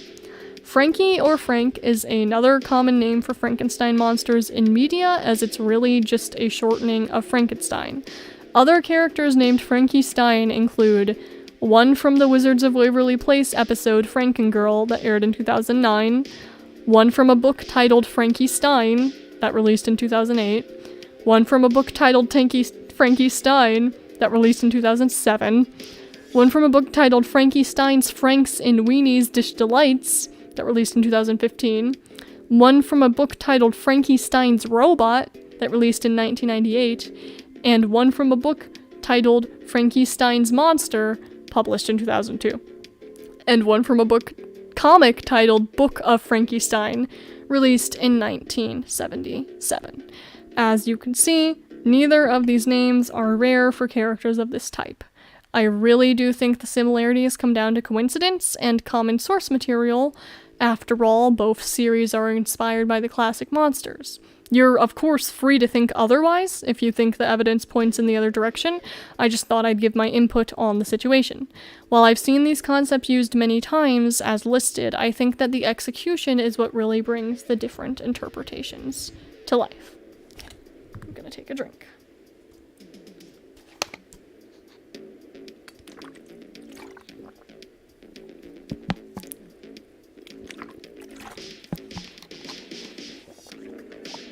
What if the humans have taken over the complete world, so there's no Monster High? Yeah, the reboot could be considered... I mean, it is an alternate continuity. It's basically an AU. But... Okay. Thanks. Alright. I wanted to give a minute just to see what y'all's thoughts on that were, because it's something that has been discussed in a lot of stuff, and like I said, I completely understand why at first glance people might think that, but like, I really think it's just mainly that, they're both based on the Universal monsters. Okay, bye! Thanks for joining. Good night. Alright. Next up is Oberon and Titiana. Oberon and Titiana are most well known from the Shakespeare play A Midsummer Night's Dream. But did you know that they also exist in both the Monster High and Ever After High universes? In Hezekiah Steam's diary, he states that his mother is one of Oberon and Titiana's people, and in the Ever After High novel Once Upon a Time, a story collection, Cedar visits their flower shop. Though we know that the Ever After High and Monster High universes are connected, it is not known if these characters are the same people. In the play, Oberon and Titiana have somewhat of a rocky relationship since these characters are only ever name-dropped. We aren't aware of how close to the source material the Monster High versions are. Regardless, the inclusion of them has potential for interesting world-building and storytelling, as well as raising the question of whether or not A Midsummer Night's Dream, or even all of Shakespeare's work, is non-fiction in the Monster High canon. Valentine did not create Valentine's Day. In the movie Why Do Ghouls Fall in Love, we are told that Draculaura's ex-boyfriend created Valentine's Day as a gift to her, hence why it falls on her birthday. However, according to C.A. Cupid, this is not true. She says that Val has told multiple ghouls that he created the day for them, but the real story is that once upon a time there were two monsters who exchanged gifts for no other reason than loving each other, and the idea caught on. Hezekiah had a gun. On Hezekiah's design page, you can see the evolution he went through to become the character we know. There were many changes, both big and small, including removing tattoos and earrings. On the second to last model, you can see just one note underneath, which reads, "Client notes, remove the gun on his hip. Once that is done, design is approved, no need to see again until color." I find this amusing, especially considering that his daughter is allowed to have a blowtorch, Abby is allowed to have a chainsaw, and Lilith is allowed to walk around the Halloween party with a bullet belt on. Though, about Lilith, I will say that she only wears it at the Halloween party, so I think the reason they were allowed to do that was because they could pass it off as being just part of a costume. Also, Cupid is allowed to have an arrow. I just find it slightly amusing.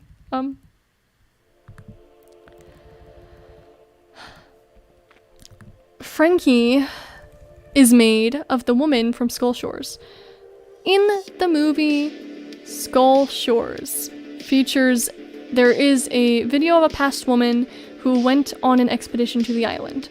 This woman was one of the only people who could calm down Andy Beast and the monster who lived there. She also happened to be a spitting image of Frankie Stein to the extent that is a plot point. Since Frankie is a Frankenstein-style monster, many speculated that the reason she looked so similar was because Frankie was literally made from her. This theory was later disproved, though, when someone asked Garrett about it, and he said that it was one of those movie things where people look the same. Interestingly, the Gory Gazette contradicts this, as in the Gory Gazette it is said that this woman is actually Frankie's mother, who went to Skull Shores on vacation with her dad, like, a while ago. So, I don't know what's true. I don't know anymore.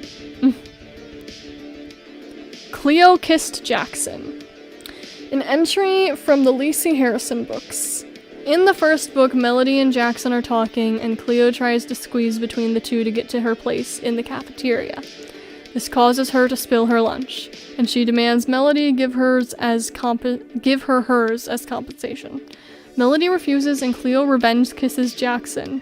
Jackson then goes to sit with Cleo at lunch, and Melody is left alone. And yeah, this is really strange. I haven't read these books in a while, and I don't remember a lot of the details, so some of them always feel bizarre to me.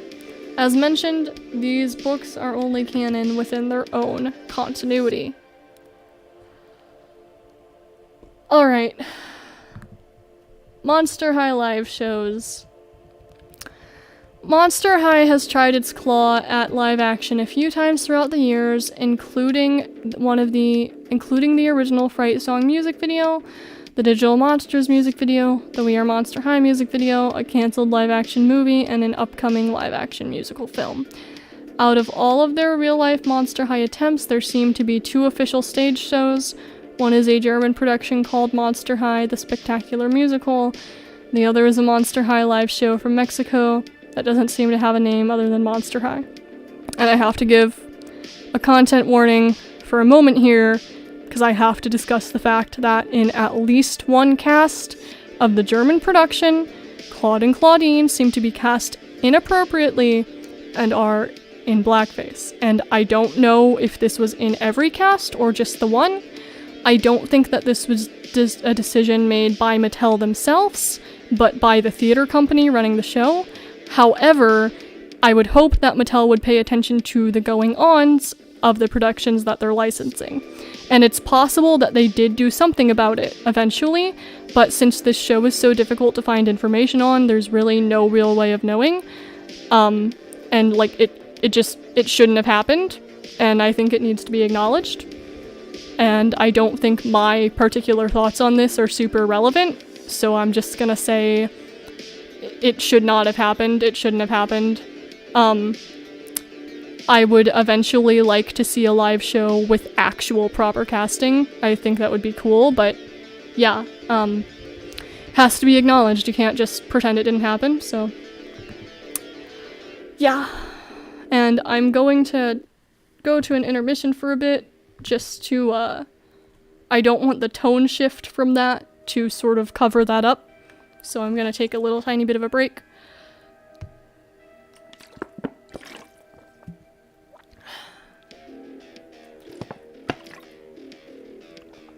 Oh, also, I didn't include the photos because I'm not comfortable just like having photos of that. But if you look up the Monster High, the Spectacular Musical, the cast that it's in is the cast that they took photos of. It is the promotional pictures, so you can see it, and the main way that you can tell is that the actors are very clearly wearing bodysuits.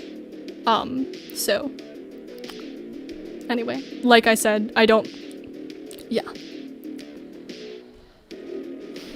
Anyway, that needs to be acknowledged, and yeah. Okay. Let's get to the next thing.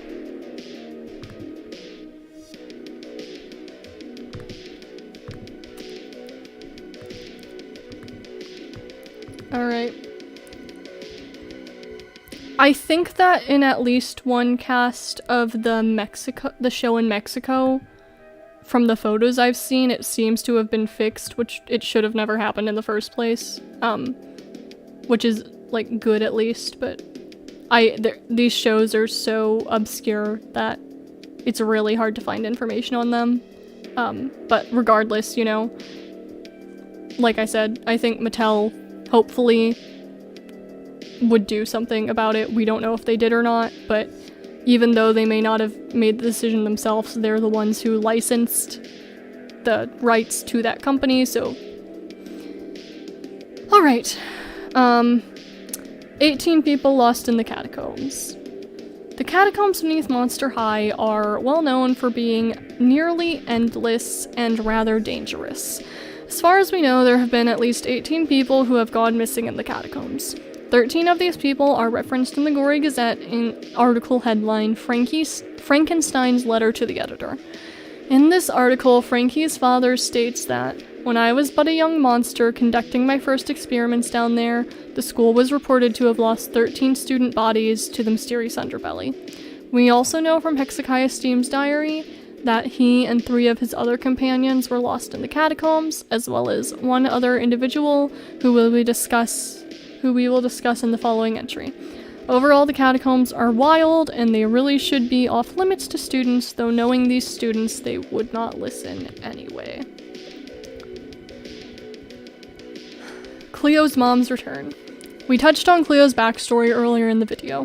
Part of this involved her mother's disappearance, but in Rebecca and Hezekiah's San Diego Comic-Con diaries, we see her trapped in the Builder's technology. She is found and rescued by Rebecca, and nearly immediately reunites with Cleo, who is incredibly grateful to the robot ghoul. Operetta is such a queen for just being able to walk around the catacombs. Yeah, she really does know her way around there. Boo York Giant. Thanks to some Boo York concept art by Byron LeBeau, we know that the previous draft of the movie featured a giant ghoul living in the sewers of Boo York City. Interestingly, Laguna was also part of this early plot, as is shown in the art. This plotline was meant to tie into the main story, although how exactly is not clear. Deleted movie concepts, ?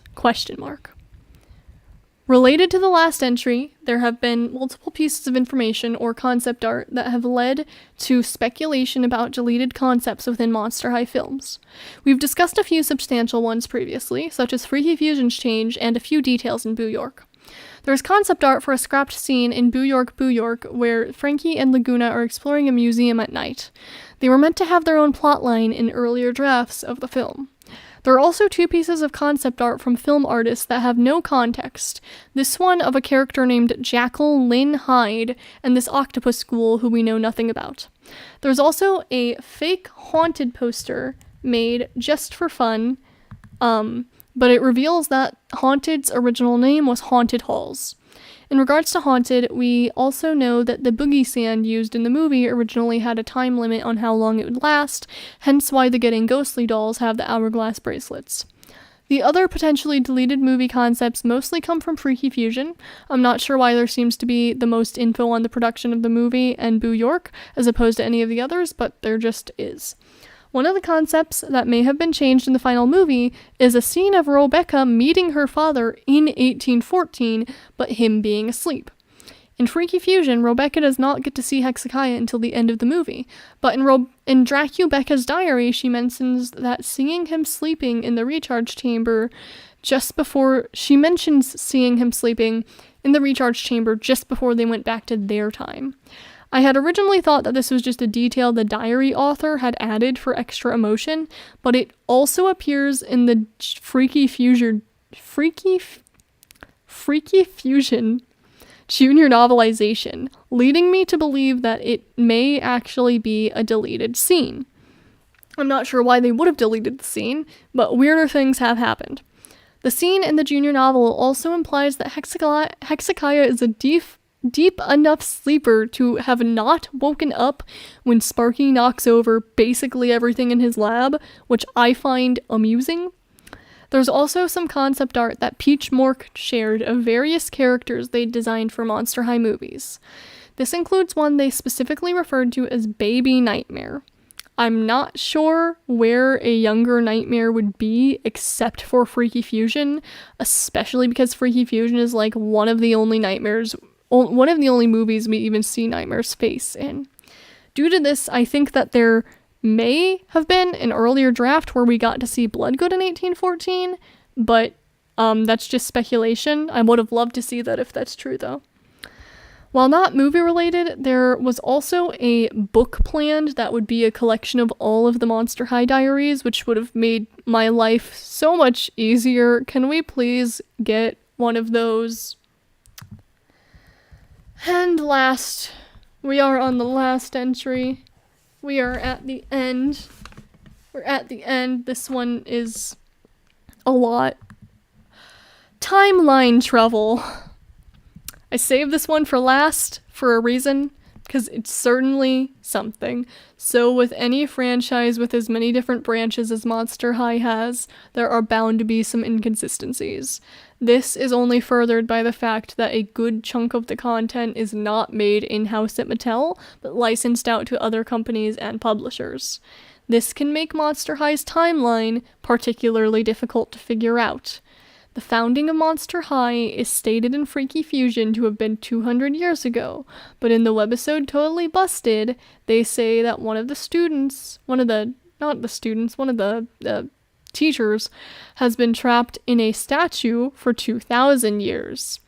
In addition, Johnny's spirit is meant to have been in detention for 3,000 years.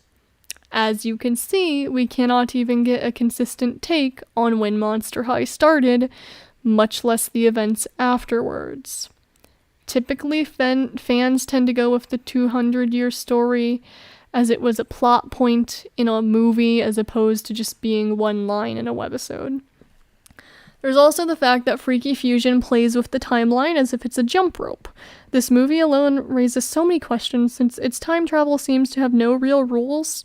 At the beginning of Freaky Fusion, Jennifer tells everybody not to mess with the past since it could end badly, but throughout the movie we see both Frankie and Rebecca doing things that will eventually lead to them being built, which creates a few major paradoxes.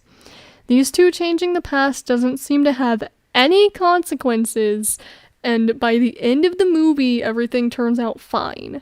This implies that in Monster High's version of time travel, you can change things without repercussion, which then makes one ask why they don't change more, especially because at this point, Rebecca's father, Hezekiah, is still missing. Additionally, since Monster High is such a large multimedia franchise with many teams working on it, the order that things are released in does not always correlate with the order they were created in. Only a few pieces of media tell us when they actually take place, such as the Gory Gazette and Freaky Fusion. With so many different forms and teams, it's no wonder that Monster High's timeline can be a bit wonky, but it can be sometimes funny and sometimes frustrating for fans.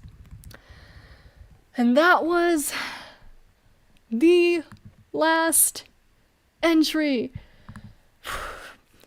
That is the Monster High Iceberg explained, and I'm sure that there's some stuff I missed, so you can discuss other info in the comments once this is up on my account for anyone who's watching this later on. I want to thank everybody who helped me with this, all the people who post Monster High resources and information online. Without them, not only would this have taken way longer, it probably wouldn't have existed, and of course, a huge shout out to the Monster High creative team who helped shape it. This series and its characters really just mean so much to me, legitimately, and it wouldn't be what it is today without all of your efforts. And I'll say a ghoulish goodbye to this, but I'll be creating more Monster High content. But before I go, if anyone has any quick questions for me to answer about anything, I can try, and then I'll have to go because I'm honestly not feeling great. I have a headache. I'm so glad you all had fun. Thank you for joining. I know, I think both of you have been here literally. All of you who are here currently have been here since the very beginning of the stream, which is wild. Thanks.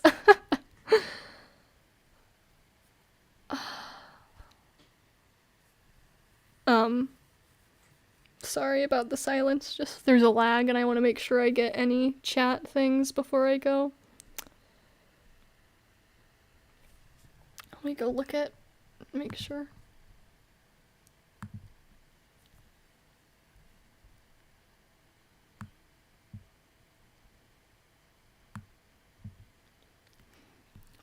Questions in general, they can be related to the iceberg or related to Monster High or about my channel or really anything. I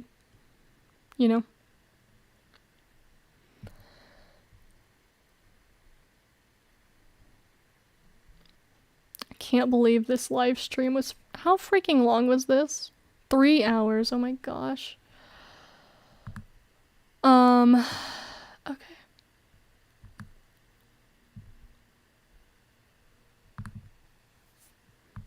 The Ghouls Getaway doll line seems interesting to me because the characters have no connections. I could have swore Garrett said something about that, but I don't entirely remember. I could have swore that he said something about, the Ghouls Getaway line originally having, some type of webisode or something where they return to Skull Shores, but maybe I'm making that up. Some of the stuff that Garrett said on his profile, like his Q&A, like the slides just don't exist anymore, so I don't trust my memory enough. Have you considered making your own Monster High OC? I think it would make for a great video or something. Yeah, I actually have a few Monster High OCs. So I have one that's just like a totally original character called Allie Lynn, who's the daughter of the aliens. And I've done art for her. And then I have a lot of characters who are like, I don't know if they're technically OCs or not, because they're basically just like my versions of the character's parents. So like I have an OC that is, I have Hezekiah's parents, I have Bloodgood's parents, I have my versions of Frankie's parents, because they don't have canon designs, so I just sort of was like, oh yeah, I'm very interested in everybody's parents, which like, if y'all want me to do a video eventually, if y'all want me to do a, video eventually talking about them, I can try. I've also considered, I know that I have a lot of, and I know some of my friends have some, and just like people in general, there's a lot of Monster High AUs, and I thought about doing a series called AU Explained, where I just explain the AU, like do short little videos sort of like explaining what all these different AUs are about. If anyone would be interested in that.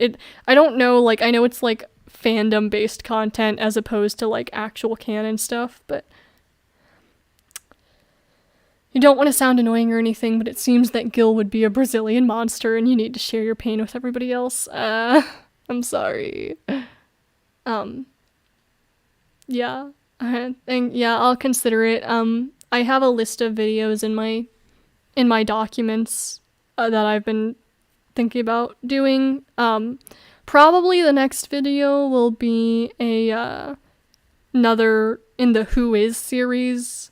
I've gotten suggestions to do a Who Is for Caddy Noir and Jackson and Holt, so I don't know which one of those I'll do first. But that'll probably be the next one. Yeah. And yeah, I'll consider doing the AU Explained. I don't know what AU I should start with.